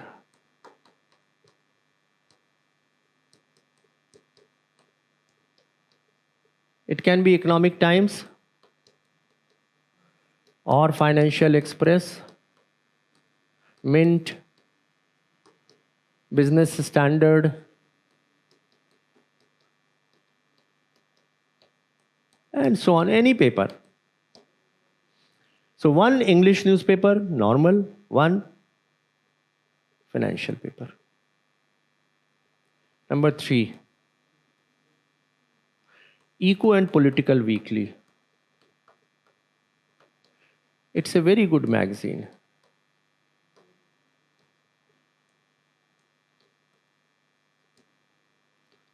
Fourth, Frontline. Fifth, Yojana. Sixth, Kurukshetra. Seventh, I'm not saying all of them, Yearbook. These 3 things are published by the Government of India, Publication Division. If you can subscribe these, it will be a good thing. It will give you a good idea about this. And then Niti Ayog, website. Similarly, websites of important ministries like finance, skill development, and so on. There are so many sites. And then one book which magazine which I recommend is called as Seminar. Seminar gives you an idea about both pros and cons about issues. Okay, it's a slightly out of the world kind of a magazine, but it's a very interesting magazine. It will help you in essay paper also and also in an interview. So read these to gain knowledge.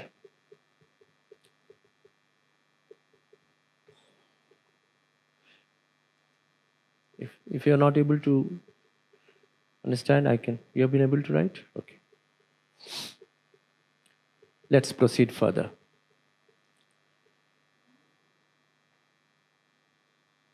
The type of questions that are maybe asked.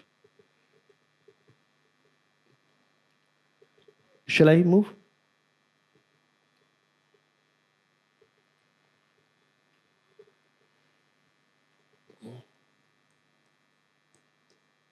Achha, first of all, let me complete. You remember I had said DAF-based questions. Number 2 was opinion-based. So what is your opinion on, as I was telling you, same-sex marriage?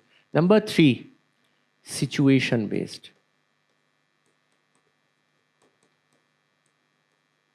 So situation-based, supposing you are the DM and farmers are sitting on the road and the senior officers tell you to fire or do lathi charge.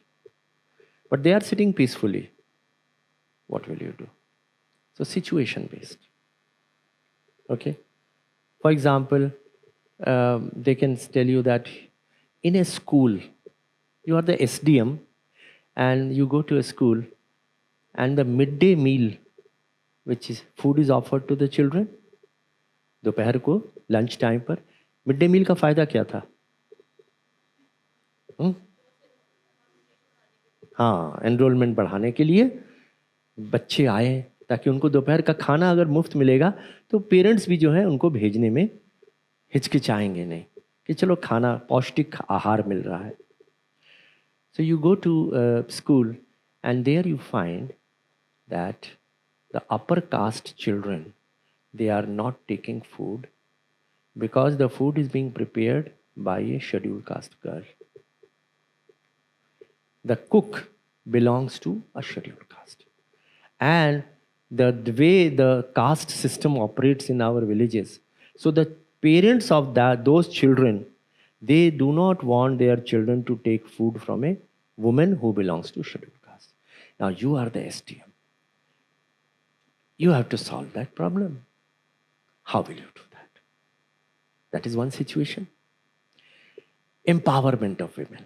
They'll say, the women in the district, they are very backward district to which you belong. You want to generate income for the women. How will you empower the women? So you'll say education, I will make self-help groups, I will give them material, I will give them skill, provide training, sell their products. Situation based. You are in a district and malaria has spread in your district. What steps will you take to contain that malaria? So the steps you will take, you will educate the people so that the water does not, remain collected in the coolers and in the drains and etc. You will bleaching powder and sprays and etc. You measures. You will depute teams, etc. So situation-based questions. These kind of questions will come. The fourth is current affairs.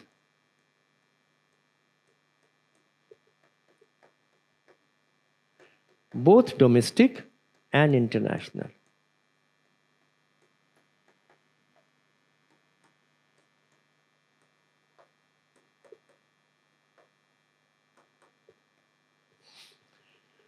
So, for example, Russia-Ukraine war, tariffs imposed by Trump administration, what effect will it have? What is Atmanirbhar Bharat? COVID-19, what was its effect? है ना? If something is happening in Manipur, then they can ask questions on Manipur. है ना? Something is happening in a particular state, like for example, Bodoland. So they want a separate Bodoland for them. So what is your view about it? है ना? What is your view about the laws which have recently been framed? For example, one law which has been framed recently is that those ministers and chief ministers, if they go behind bars, then they should be removed from office. What is your view about them? You know? So all these kinds of current affairs, domestic and international, migration, okay, across the borders, Russia-Ukraine war, whom do you think is responsible? Russia or Ukraine? Tell me, what is the reason why Russia mounted an attack on Ukraine? Now, remember one thing. Whenever you give answers, again, it's a part of your personality. When you have to answer, you remember I told you that you will have to try to give 15 at least questions, field 15 questions. So you have to give answer in brief. So before coming out with an answer, always pause. Think.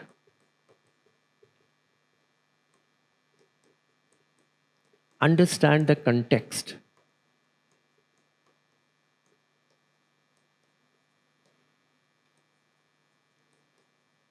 Then come out with the answer.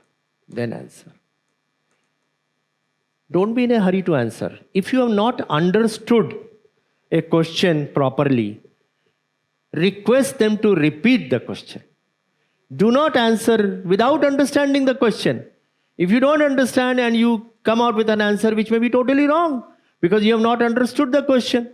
If not clear, if question is not clear, request to repeat the question.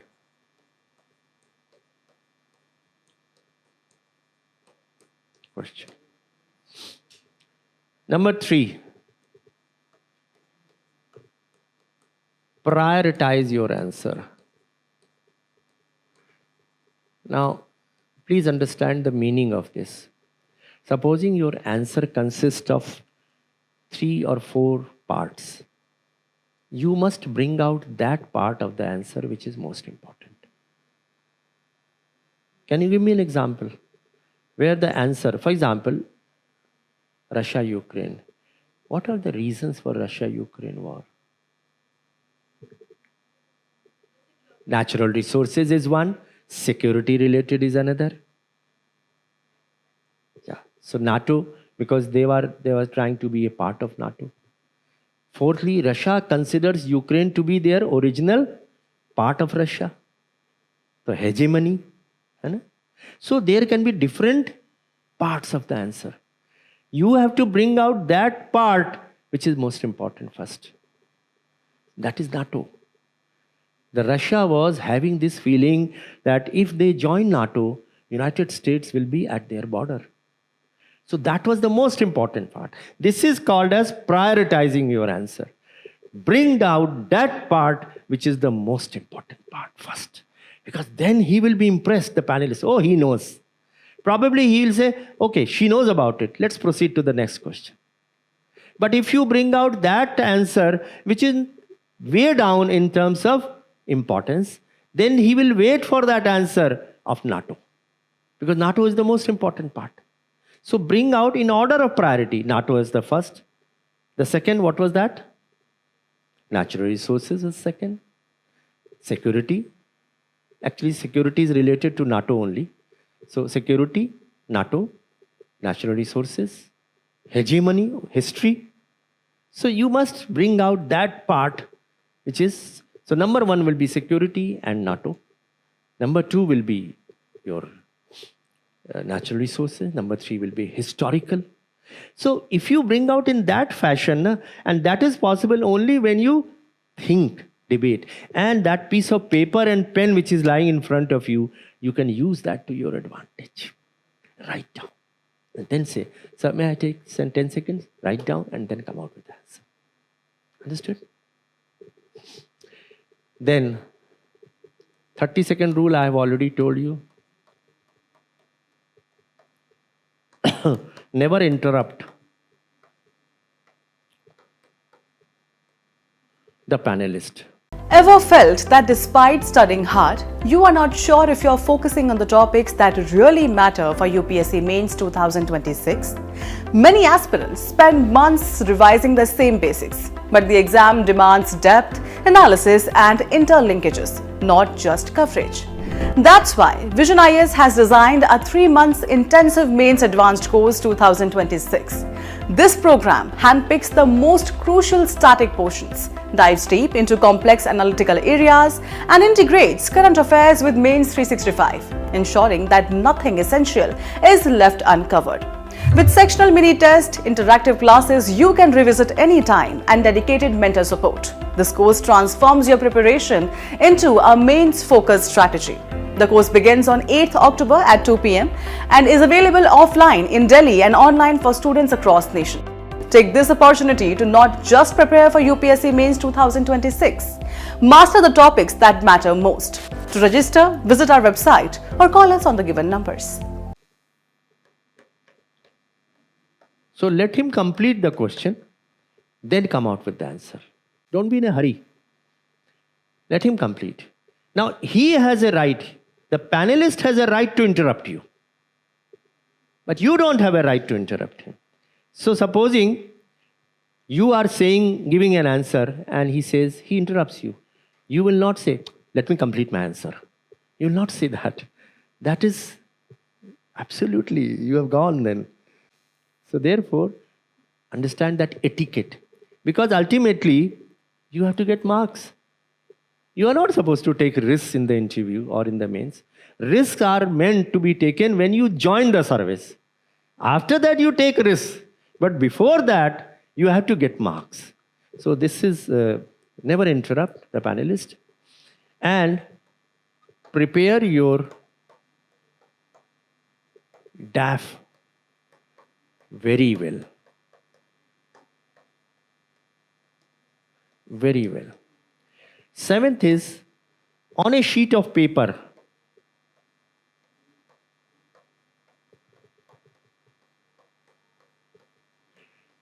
write all economic indicators of the country. All economic. They are all available at 2 places. One is called the budget. And the second is Economic Survey of India. So, the balance of payment position, the growth rate, the GDP, the exports, the imports, the foreign exchange, the inflation rates, the monetary policy, the fiscal policy, all economic things. Because many questions will come on the economy. The GST rates have reduced. How it is going to help the local manufacturers and how it will help the competitiveness of our Indian manufacturers abroad. So, economy of the country. So now I come to this question, what is going to be the type of questions that they may ask in broad categories. I will write down. Any questions so far, if you have? Yeah.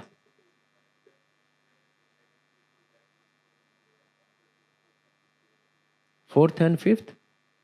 No. Absolutely not. Absolutely not. People have appeared 4 times and then topped. You must have seen one of the girls. Kuch bhi nahi hai sir. Your performance there is the only thing that matters. Acha, now I'll tell you, since you asked this question, how do we award marks? Okay. One more thing, remember, the last question which is asked to you, you should answer very well. Tell me why. The last question of the interview, you should answer in the best possible manner. Tell me. Yes, absolutely correct. Because after the last question, you will be going outside the room and you will be given marks. So the lasting impression is going to be depending upon how well you have answered the last question. So therefore, sometime what happens is that they will ask you this. Sulekha, so we have gone through the interview program completely. Do you think there is any other area where you will like us to ask questions, which we have not asked? Now that's a very, very tricky thing. If your interview has gone very well, then don't fall into the trap. You simply say, sir, thank you so much, sir. I think almost every area has been covered and I have been very satisfied with the interview, sir. And leave. Then they'll say, okay. But if it has not gone, because why I'm saying so, supposing in your anxiety to answer one more question and that last question you are not able to answer, then the impression will go down. You have made an excellent impression so far. Why do you want to take a risk? But if your interview has not gone well, then take that, because you might give a good answer to the last question.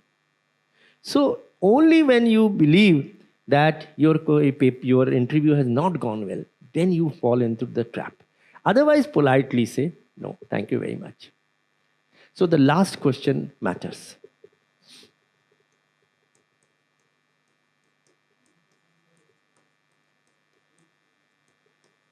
Now I'll tell you, how do we give marks?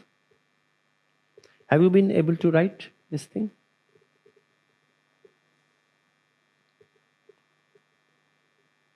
Okay?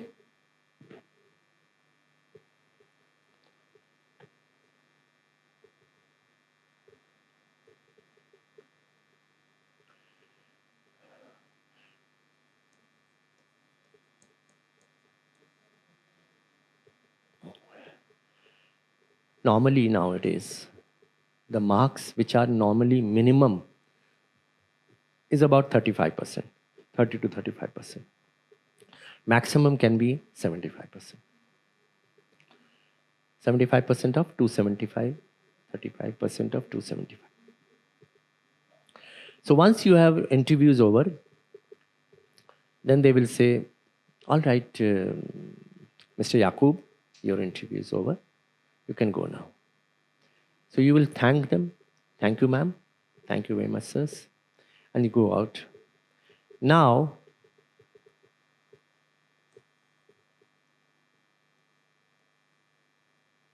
these 5 people are sitting there. He is the chairperson, who is a member. And the others are advisors.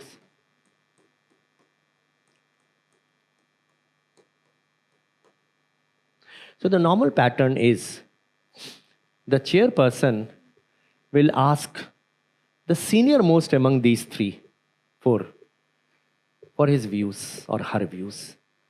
Normally seniority is well known. So for example, I used to be one of the very senior ones. And the chairperson used to be quite, impressed and happy.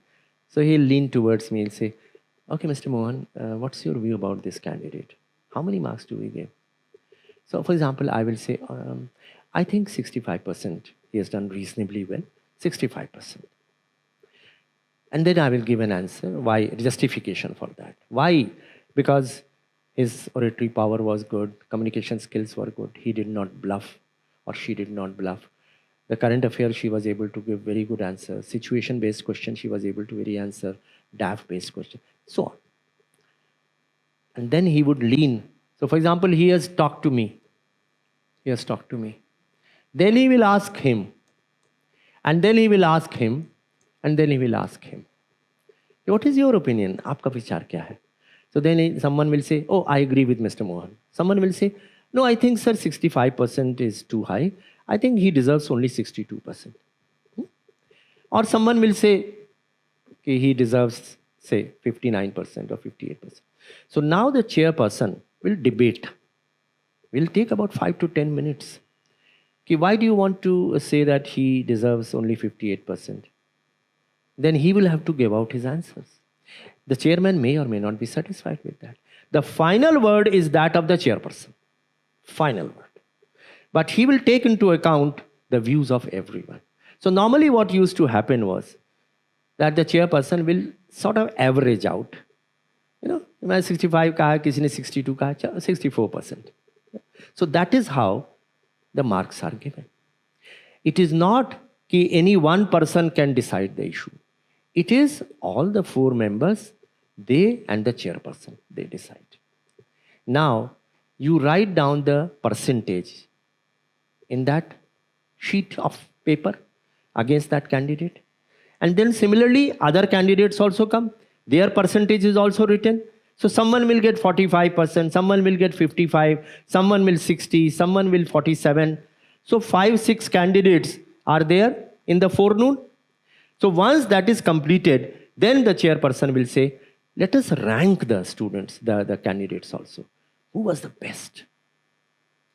I'll say, candidate 4 was the best. So how many marks have we given to candidate 4? Oh, we have given 62. And the first one we had given 65. So naturally, now we have to fine tune it. Because the best candidate was number 4. So we have to either reduce the first person or increase this 4th person. So then fine tuning is done. He was number 1, he was number 2, he was number 3, he was number 4. So the marks are slightly fine tuned. And then multiply it by 275 and then write down the absolute marks. And then signed by all the 5 members, put into an envelope, sealed, given to the man of the UPSC. The superintendent will come and will take it up. We'll have lunch, and then after that, we'll go in for the next 6 candidates. So this is how the interview goes. Now the questions.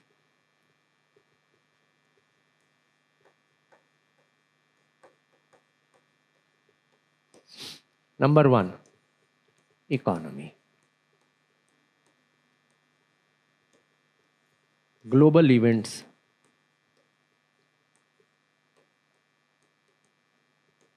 SDG goals. Current affairs.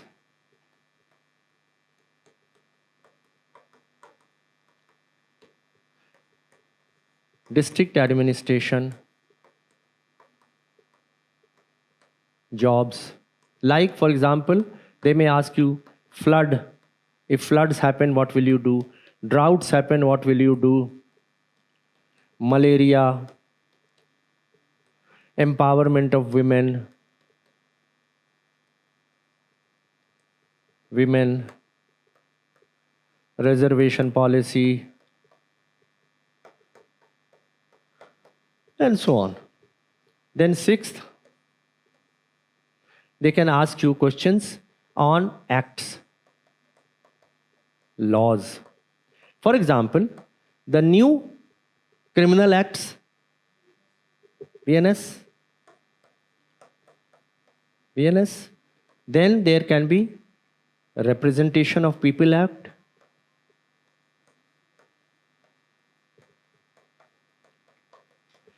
acts governing women. Governing, can you tell me? Related to women, what are the acts and laws? Some of them, tell me. Representation of People Act is the election, related to election, 1950 and 1951. Acts governing women. Maternity leave. Yeah, but that's not so important an act. Tell me the most important acts. Dowry prevention, domestic violence, Prevention of Sexual Harassment, Equal Remuneration Act, Hindu Succession Act, then Maternity Benefit Acts, isn't it? The Predetermination of Sex Determination Test, that act. So these are the acts governing women. Similarly, acts governing scheduled castes, scheduled tribes, OBCs, senior citizens, etc. Children, can you tell me children? POXO and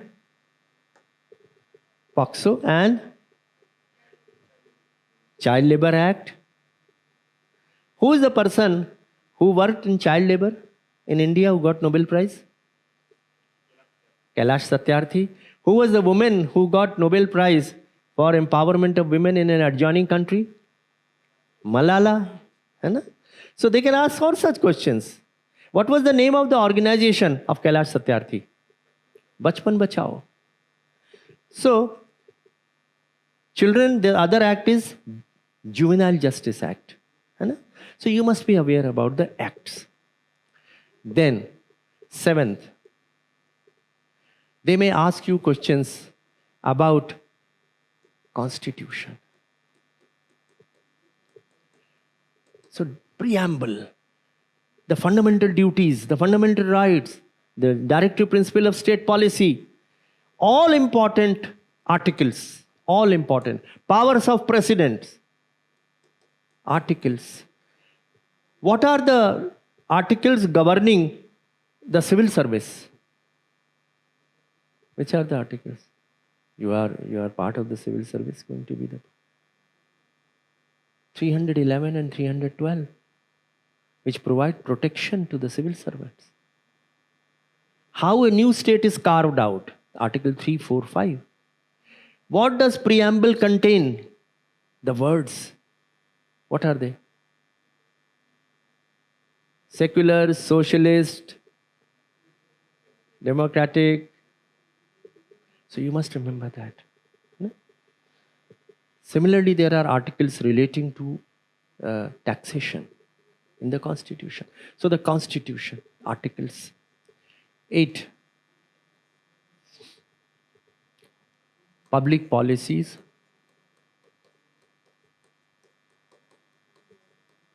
Schemes, programs.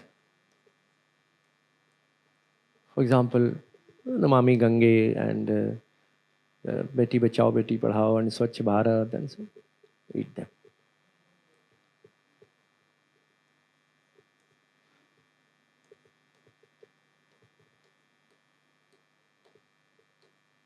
Amendment, Panchayati Raj. Huh? Yeah. Forest rights.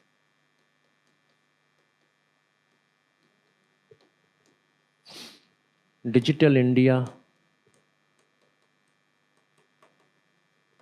So everything about ICT, the semiconductor policy,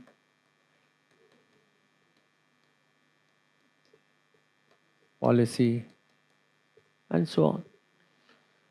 The global problems,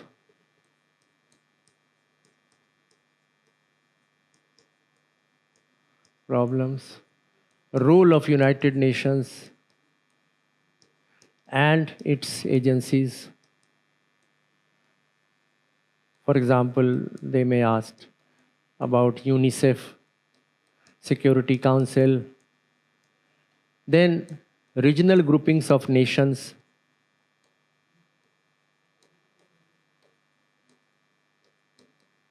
What are they? SARC, yeah, BIMSTEC, yeah. So these are all regional groupings, what role they are playing. So they can ask all such kind of questions related to these topics. They can ask also about internal security.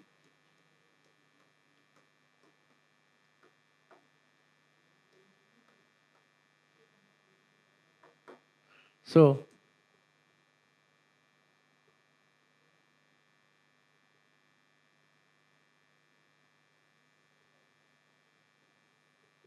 this is how. Yeah. Have you been able to understand? So these are the type of questions that will be asked. Any questions so far?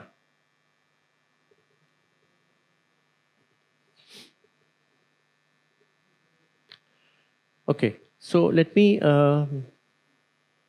sort of sum it up. Have you been able to write it down?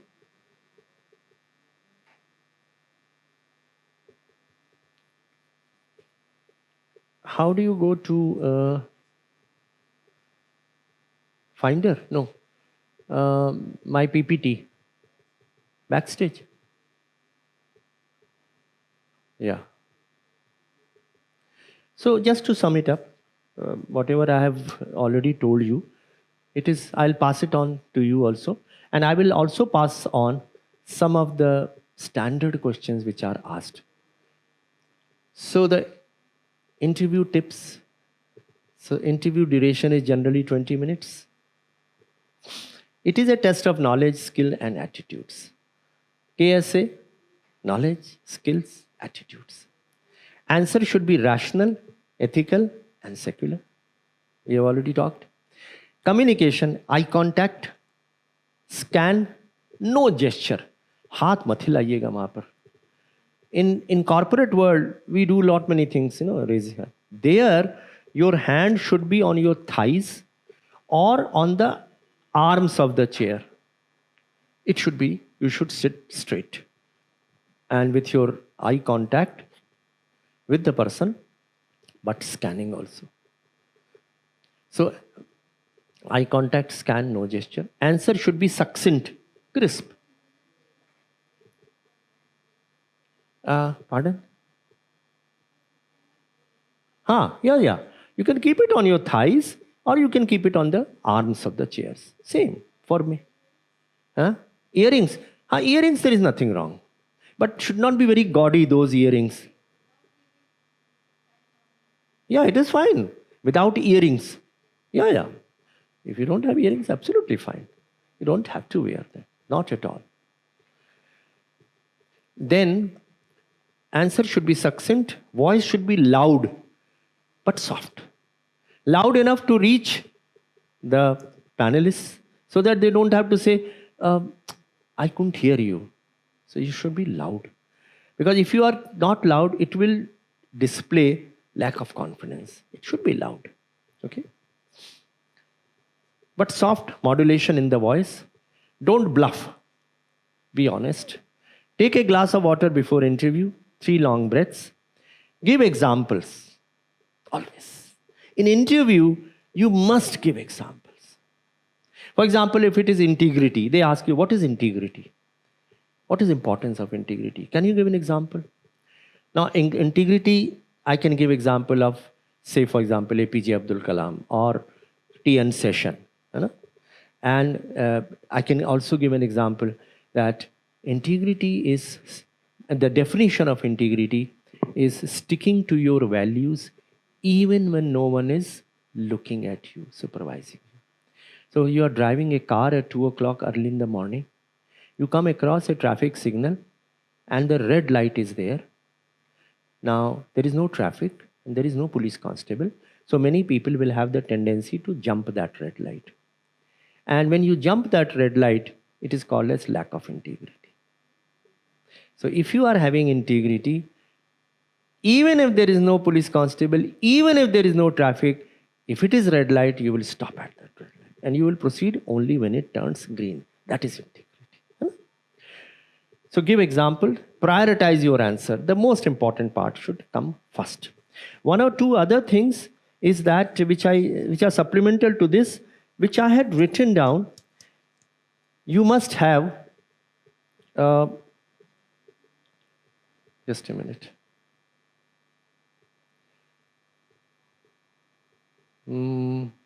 Mark, yeah.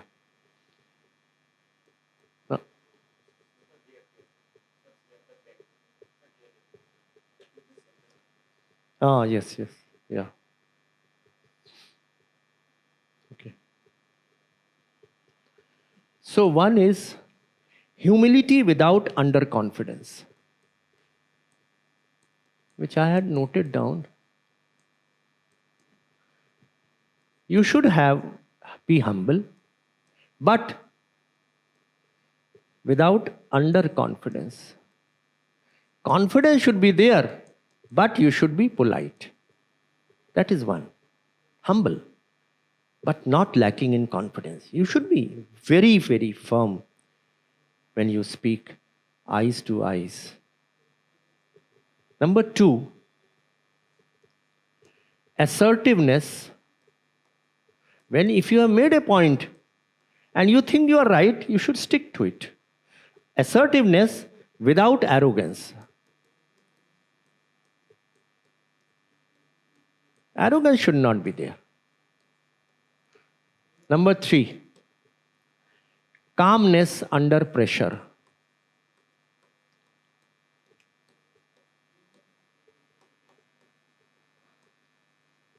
And fourth, willingness to say,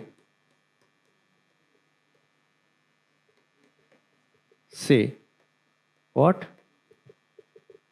I don't know. Correct. So these are some of the traits which you should always keep in mind. So give example, prioritize your answer, and some of these things. You written down? Okay.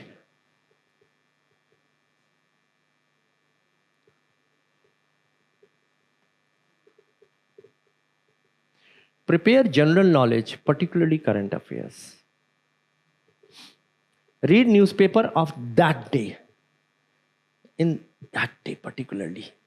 Before your interview, you must read that day's newspaper. And you know, in the room where you'll be waiting, there will be all newspapers lying there. So make headlines at least go through that. Hobbies, graduation subjects, place of residence, state. Companies where worked earlier, if you have worked in organization or company, their particulars should be known to you. The turnover, the profit, and so on. They may even ask you, why did you leave that job? You have to come out with some answer. If you know part of the answer, give that. The rest, admit that you know only this much. So supposing the answer comprises of two parts. You know only first part. So you say, I know only the first part. Second, I don't. Honesty always pays there. In case of controversial topics, give a balanced answer. Always give pros and cons. For example, reservation policy, corruption issues, love jihad, hijab, demonetization, same-sex marriage, surgical strikes, live-in relationship, citizenship register, Article 370. These are all police encounters. Now, what answer will you give in police encounter? In Hyderabad, when the police entered into an encounter with criminals and they killed them, the people were very happy. They garlanded those policemen. You remember? Now, the question they can ask is, and UP also recently some police encounter came. So they will ask this question, what is your opinion? Because they are criminals after all. They are being killed. What answer will you? Rule of law has to be followed. So you say that police is supposed to follow the rule of law. And therefore, the punishment is to be given only by the judiciary. So therefore, the police cannot take law into their hands. If they take law into their hands, it will have a long-term repercussions, because then they will misuse and sometimes kill even the innocent people. So the police who have killed those people, they must be brought to book. You remember the terrorist in Punjab? They were killed by the police. Now the officers are facing trial in the criminal courts. So you say rule of law has to be followed. You cannot go against the law. So you will not support police encounters. Even if it means that the criminals are killed and it is for the good of the society. So this is how you will answer. Supposing there is a judgment of court which has come, then you lean on the shoulders of that judgment. Supposing Supreme Court has ruled about Article 370 or demonetization. So you say that the court has already ruled about it. So then they will not ask any further questions. So in case, if there is a court order, lean on that court order. Otherwise, supposing there is no court order, then whatever is the government policy, tell that. So let me tell you, because this is a very important part of your interview. They ask you a controversial question. You should always give the both sides. You say there are two schools of thought or there are two views on this. First view is this, second view is this. The pros are this, the cons are this. Then they will ask you, what is your view? Then always support that view, which is Government of India's viewpoint. Do not go against the Government of India. For example, the reservation policy or Article 370. Article 370 has now been established by the Supreme Court also. But supposing there is a government decision which has been taken. So, and it is a controversial topic. So give both the sides so that the interviewer panel must know that you can rationalize. You can think on all the sides. A civil servant is supposed to look into all aspects and then come out with the right answer. So they should know whether you can think or not. Whether you are only adhere to only one philosophy, that is not required. You should know every point. That is why in the academy when you will go, you will be made to listen to the speeches of all political parties, their ideology. Everyone will come there. All economists will come, all important people in this country, the Prime Minister, the President, the Speaker, the Minister, the Secretaries, they will all come. So that you are aware about what is happening in this country and different aspects of each and every issue which is being raised. Don't take risks in interview. Reserve them for a time once you become a civil servant. Field as many questions as possible, 10 to 15 questions. Last question is important. If they ask you to volunteer subject of interest, be careful in answering. If your interview has gone very well, then politely refuse. If it has not gone, then you can answer. You can say, all right, sir. Sir, I would like, I'm very fond of sports. So you can ask me questions on cricket or on Bollywood movies or on Hollywood movies or on books written by such and such author or on the empowerment of women or gender sensitization. So then you can express a subject of your interest. Like in Kaun Banega Crorepati also they used to ask sometime what is your subject of interest, and then they ask question. So they must have some subject of great interest. Normally the hobbies which you have, they are the matters of interest or some subject which you have studied in your graduation. Glass of water and a pen paper on the table. I had to told you. Avoid rings or anything superstitious. Practice communication skills, speaking before a mirror. This is something which is a very simple thing, but it helps. So the first thing which I said was writing notes for the mains. Preparation from the books, write them in the form of handwritten notes. Number 2, communication skills for the interview. You should prepare a list of questions. 1,000 questions I have told you, prepare a list of 1,000 questions. Prepare their answers. Speak before a mirror. See how you speak, your eye contact, your bending of your face, the mouth, everything. And ask one of your friends to prepare a video of that. And then see that video. And see what are the things where you have gone wrong. You should improve. Now, one thing which I would like to say is you have to speak in simple English. Don't be under this impression that you have to speak with very flowery English. You don't have to use Shashi Tharoor language there.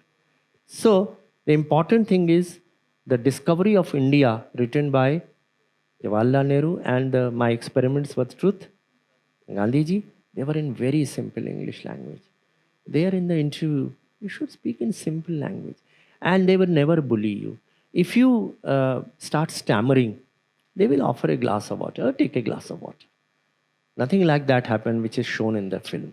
Okay? They're very friendly people. And so speaking before a mirror, and I always suggest, still you should know if a sentence can be replaced by one word, so speak that one word rather than the entire sentence. You know, this is an art. You will learn if you read newspaper, if you read books, if you read some of the books to improve your vocabulary. I remember those days when I was a student, there used to be a book called 6 Weeks to Words of Power, written by Wilfred Funk. And it talks about every day 5 new words you learn. Every day. My daughter, who is also a civil servant, she was very fond of learning new words. Those were not the days of mobile phones and internet. She used to carry a pocket dictionary always in her pocket. And if she sees a new word, she would immediately take out the dictionary and understand the meaning of that word. So my daughter, 2 daughters I have. One of them decided to take BCom, and then she did MBA, and she went to a multinational company.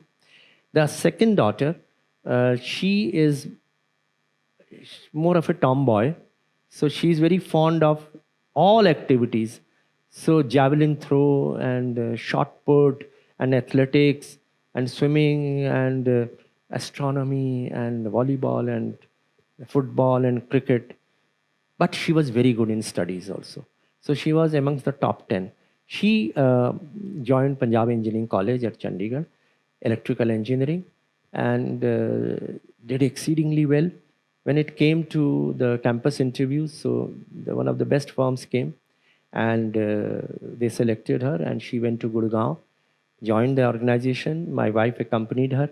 So they were both staying in Delhi. Every day in the morning, the child would get up early morning, 7 o'clock, and go to the private company in Gurgaon, return at 9 o'clock.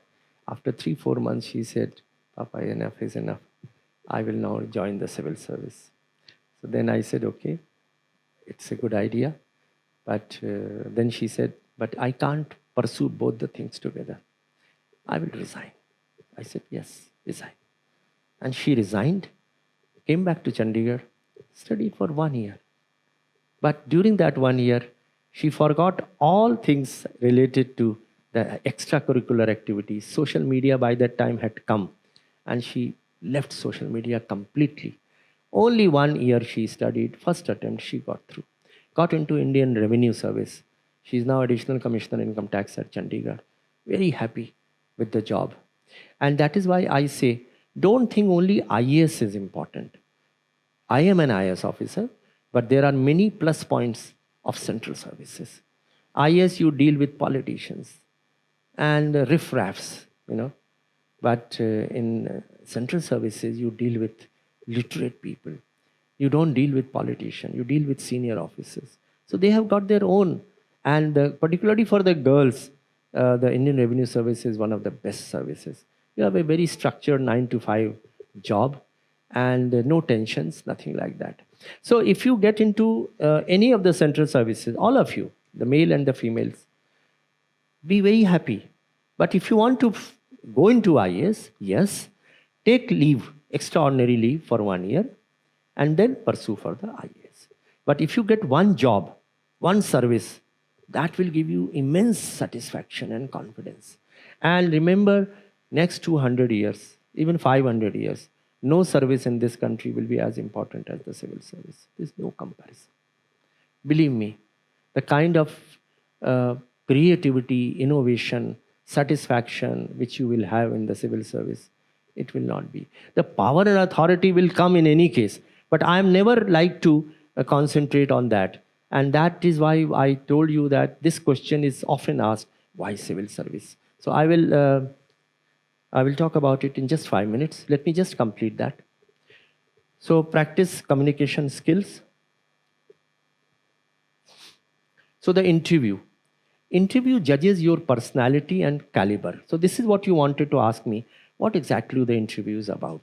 Interview talks about mental alertness, critical power of assimilation, critically examine pros, cons, clear and logical exposition.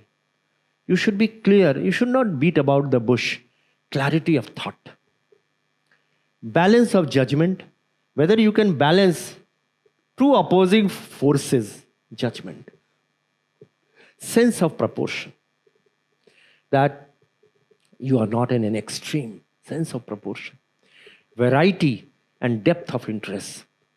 So what are your interests, hobbies, things, depth of interest? Ability for social cohesion. What is that? Whether you can think about the weaker sections of the society, scheduled caste, scheduled tribe, inclusivity. What does Prime Minister talk about inclusivity? Sabka saath, sabka vikas, sabka vishwas, sabka prayas. Interpersonal relationship skill. How will you get along if you have the SDM and the Tehsildar don't go along with you? How will you solve that problem? Interpersonal relationship. Leadership skills. Human attitude and due sensitivity towards people suffering. People are suffering in this country. So they may ask for your views. If there is a drought in your area, what steps will you take? People are not having a single meal. They don't have clothes. What will you do? So you will say, I will launch Manrega program, provide them an employment. I will make drinking water available to them. Okay. I will try to get from the government some subsidies for the farmers, for the laborers. Okay. Provide them food, ration card, public distribution systems. To the farmers, irrigation, that the water reaches their fields, the power, so that their tube wells run. So they will like to, you have to think. And that is possible only when you read a lot. And believe me, everything is available in the newspaper. So when you read newspaper, I would like to suggest to you, make clippings of the newspapers. Every day, read the newspaper, and then all the important news and items, cut them with your own hand, paste them on a piece of paper, and prepare files. Some file may be on farmers, some on laborers, some on women, some on senior citizens, some on children, some on scheduled caste, scheduled tribe, foreign policy, global problems, internal security. There are so many topics. These are all covered in the newspaper and the magazines. So cut them, because after some time you will forget them. So cut them and paste them on a piece of paper, and then prepare files subject-wise so that you can look them up. And the variety of news which will come, different viewpoints, is going to help you out. Okay? So the people suffering, especially the weaker section. Overall personality, your personality, warmth, sincerity, keenness, desire to learn. For example, if you don't know, you say, sir, I don't know, but I will definitely make an attempt to learn it, sir. The first thing I will do after this interview is go and understand this. That's a willingness to learn. So you will feel happy. Oh, this fellow is looking forward. Conviction to stand firm. If you are firm, then you should stand firm. If you are sure about some point. But let me tell you, never offend your panelist. Now, how will you, supposing you stand firm on a particular point, and the panelist says, no, I don't agree with you. I will tell you what is my opinion about it. So you hear her out or hear him out, and then say, I think, sir, that's a very valid thing which you have just now said. But sir, I would like to add on to my views also. Your point is absolutely correct, sir or ma'am. But I also have this viewpoint. I think both of them can exist together. Something like that. So that the person doesn't get offended. Your purpose is to get marks. Your purpose is not to offend anyone. And willingness to admit mistakes. Supposing you have wrongly said some answer, and you have realized, oh, galat keh diya. Then you say, oh, I'm sorry, sir. Yeah. So willingness to learn mistakes. Approach, aptitude, attitude in attempt to interaction and answering the questions. So your aptitude, that is, which are the topics on which you have skills, your aptitude to learn, and attitude is your positivity, optimism, creativity, etc. Ability of verbal and non-verbal communication. So verbal communication is what comes out of your mouth. What is non-verbal communication? Body language. Body language. So you should be able to speak clearly and listen well. Understanding of the issues and clarity of subject matter. So you should understand the issues and clarity of the subject matter. It should be clear. Ability to provide comprehensive and adequate response that include real life examples. So you can give real life examples. Gandhi ji, for example, in the seven sins, you can give seven sins. You can also give real life example. There is an IAS officer who constructed 100-kilometer road, Armstrong Pame. So that's a real life example. A collector who removed all the air conditioners from his offices and gave them to an orphanage, or where children who were suffering from heat and they were ill, so he provided air conditioners there. So there are so many people who have done quite well. So real life example. Confidence, comfort and ability. Dress I have already told you. Grooming, body language. Motivation and enthusiasm. Should be enthusiastic, should not be morose there. Honesty in responding to the question. Public service orientation of the candidate. Ultimately, it is for the public. Sometimes, we ask, who is a public servant? Why are we called public servant? So we serve the public, isn't it? By enforcing the rule of law, we serve the public. So public servant is one who gets his salary from the public exchequer. Okay? And it's a relative thing. How you are better or worse than the other candidates. It's elimination. The top people will get selected. So it is after all a competition, isn't it? So then there are some standard questions. I will give you this PPT so that you can listen. I will come lastly to the question which is asked is why civil service? Can you give me answer to that?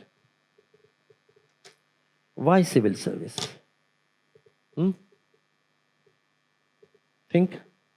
What answer will you give? That why don't you become an engineer? You have done your engineering, you have done your MBBS. Why don't you become an engineer? There are umpteen opportunities in private as well as public sector. Or a doctor also does lot of public service. Why civil service?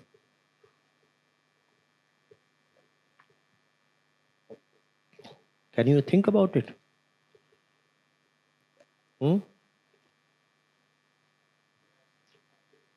Authority. Never say that. They will catch you. Oh, you are coming for authority, power, prestige. Don't do that.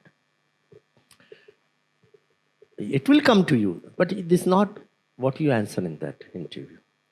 No doubt it will give you a lot of authority. But there in the interview, how you will face that question. So let me tell you. Backstage.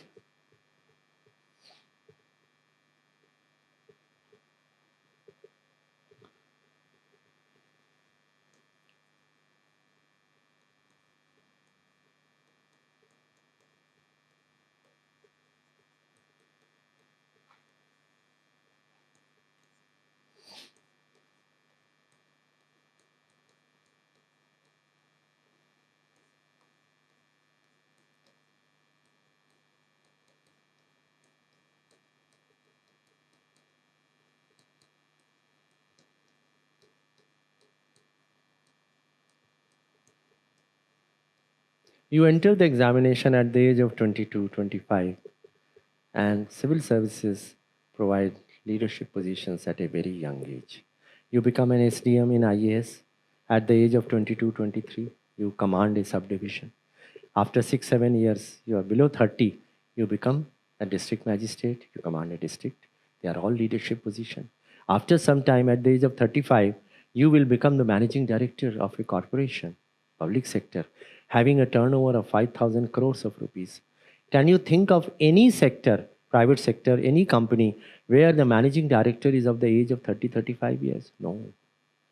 So it is only in civil service that you occupy leadership positions at a very young age. That is one reason why civil services are unique.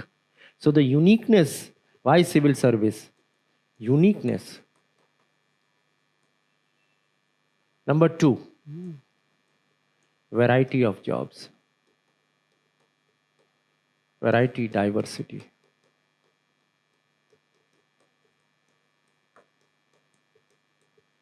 In IAS, for example,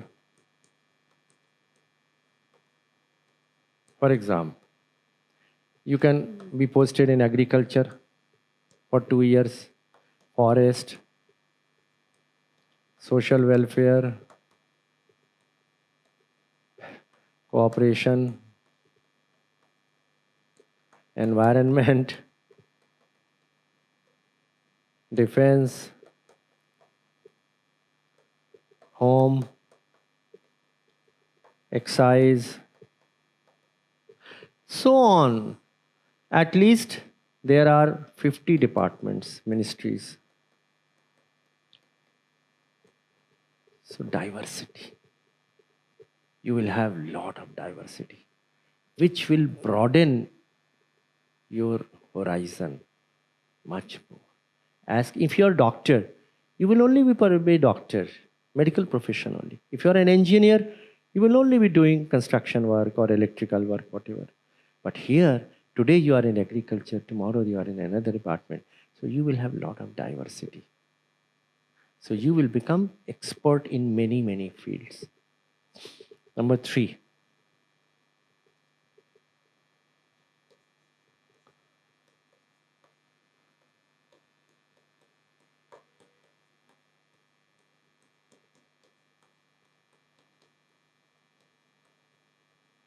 You will be a part of the public policy cycle. Public policy cycle, you must read on Google what is a public policy cycle. Public policy cycle is this. The first part of the cycle. Cycle is like a conveyor belt. Conveyor belt, airports pe dekha ho na. So there is a first step, and then there is a second step, there is a third step. That's like conveyor belt. So the first part of the policy cycle is problem identification.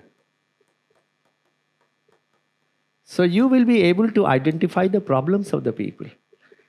In a rural areas, you will go as DM. They'll say, sir, हमारे यहाँ road नहीं है. Sir हमारे यहाँ पानी जो है वो किसान हमारे खेत तक नहीं पहुँचता है. बिजली नहीं आती है तो ट्यूबवेल नहीं चल पाते हैं. हमारे पशुओं के लिए जोहड़ में पानी नहीं है. Problem. So you will be able to identify the problem of the people. So that is the first step. Public policy तभी तो फ्रेम करेंगे जब आपको प्रॉब्लम पता हो. सेक्स रेशियो डिस्टर्ब हो गया, that's a problem. You have to find a solution. So then the second step is called as agenda setting.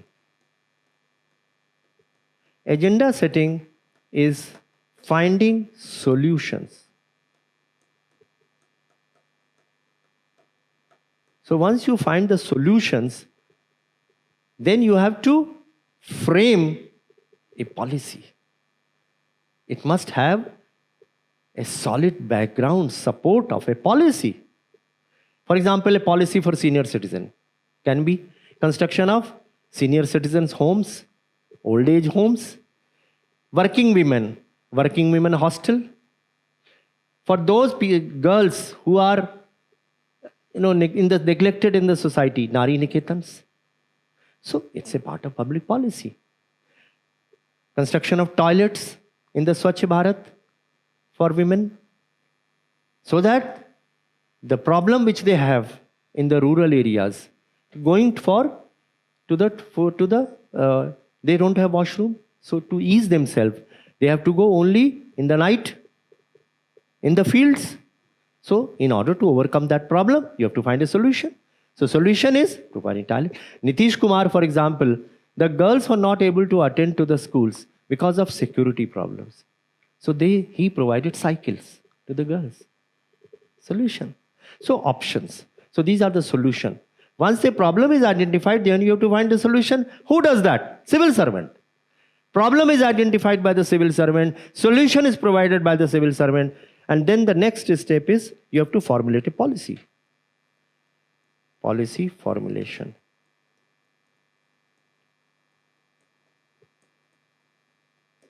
You have to formulate a policy. Who does that? Civil servant. Civil servant prepares the policy, places it before the minister, and then it to the prime minister or the chief minister, as the case may be. And then it goes to the cabinet, and they pass the policy. Next day, आप newspaper में पढ़ते हैं ना. Today they have the cabinet sat and formed this policy for food distribution, or for defense, or for that, for senior citizens. Provided this relief, income tax, GST policy. The fourth step is called as making it into a law. It's called policy legitimization.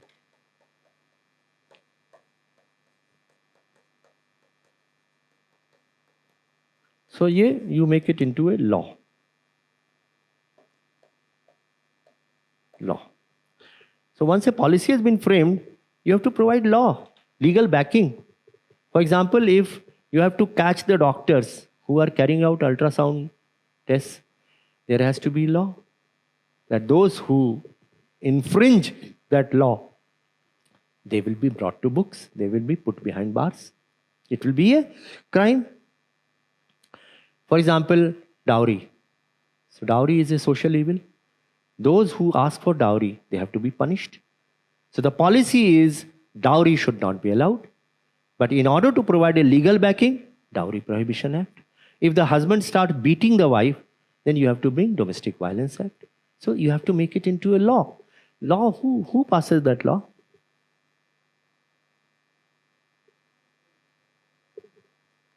Come on. Parliament, legislature. Once you have made a law, then what is the next step? Implementation. So policy implementation. Who does that? Again, civil servants. Implementation. So you implement. The DM is asked to implement a policy, Manrega or Beti Bachao, Beti Padhao, or empower different self-help groups, some policy, Mamami Gange, cleaning of water, not cutting down the trees, afforestation, every policy, scholarship for scheduled castes, Then the last step, what can be the last step? Evaluation. Policy evaluation.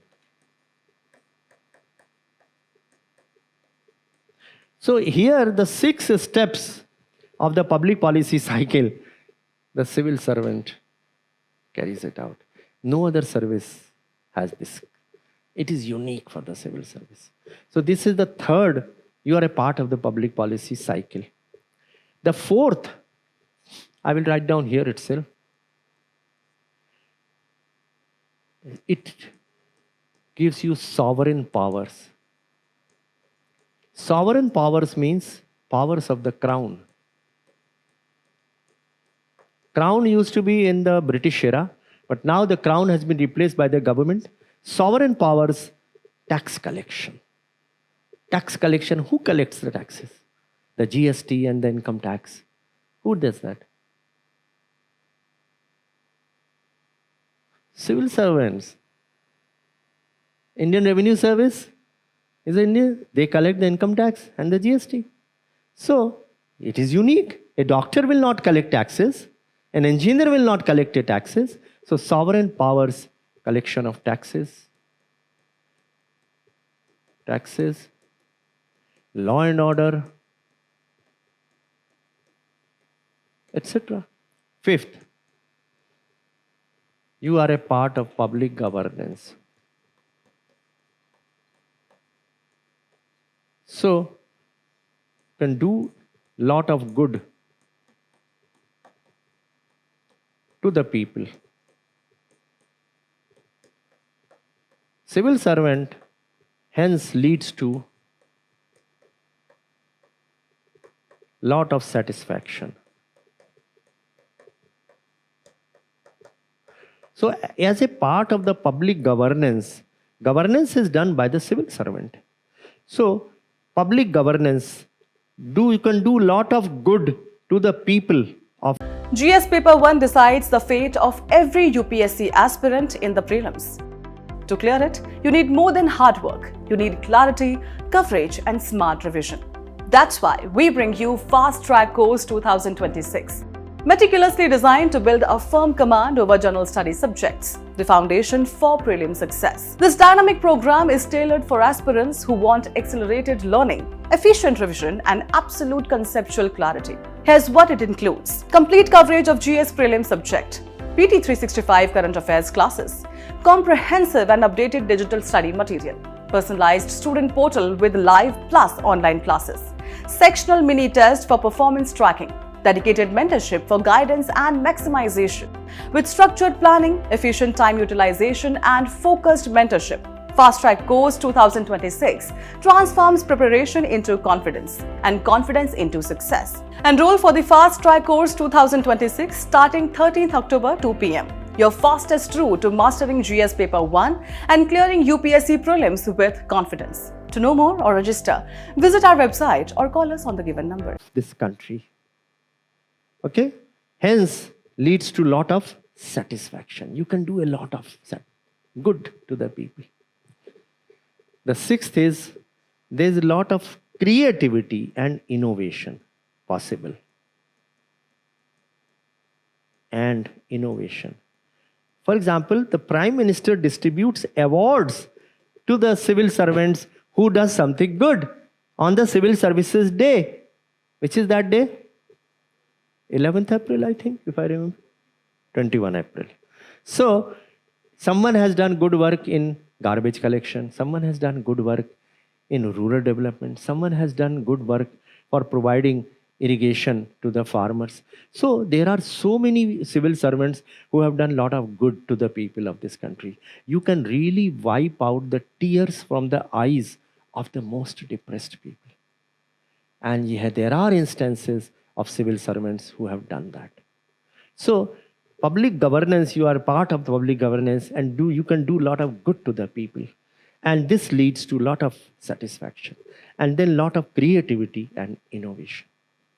So this is what makes the civil services unique. So this answer you will give. You know, sometimes I have seen people giving answers like this, which is not wrong. Power authority is also not a wrong answer. But it is best to avoid this kind of answer. It will come to you invariably. It will come to you. But there you have to give a slightly diplomatic answer. Sometimes people give the answer कि मेरे माता पिता की बड़ी अभिलाषा थी कि बचपन से कि मेरे को सिविल सर्वेंट बनाए. It is not wrong, but it is in order of priority, it will come way down. These are the most important reasons because civil services are unique. Civil services is not a job. It's a service. Service to the citizens of this country. And whenever you take decisions on the file, you will be writing on the files. Remember, the file word comprises of 4 letters. If you rearrange the letters of the words file, what does it become? Life. Behind every file, there is a life of a citizen of this country. And the civil servant is able to touch the lives of the citizens of this country by taking decisions on the file. That is the beauty of civil service. So this is how you will give answer. Why civil service? Okay. So that brings me to the close of session. In any question, you can ask me.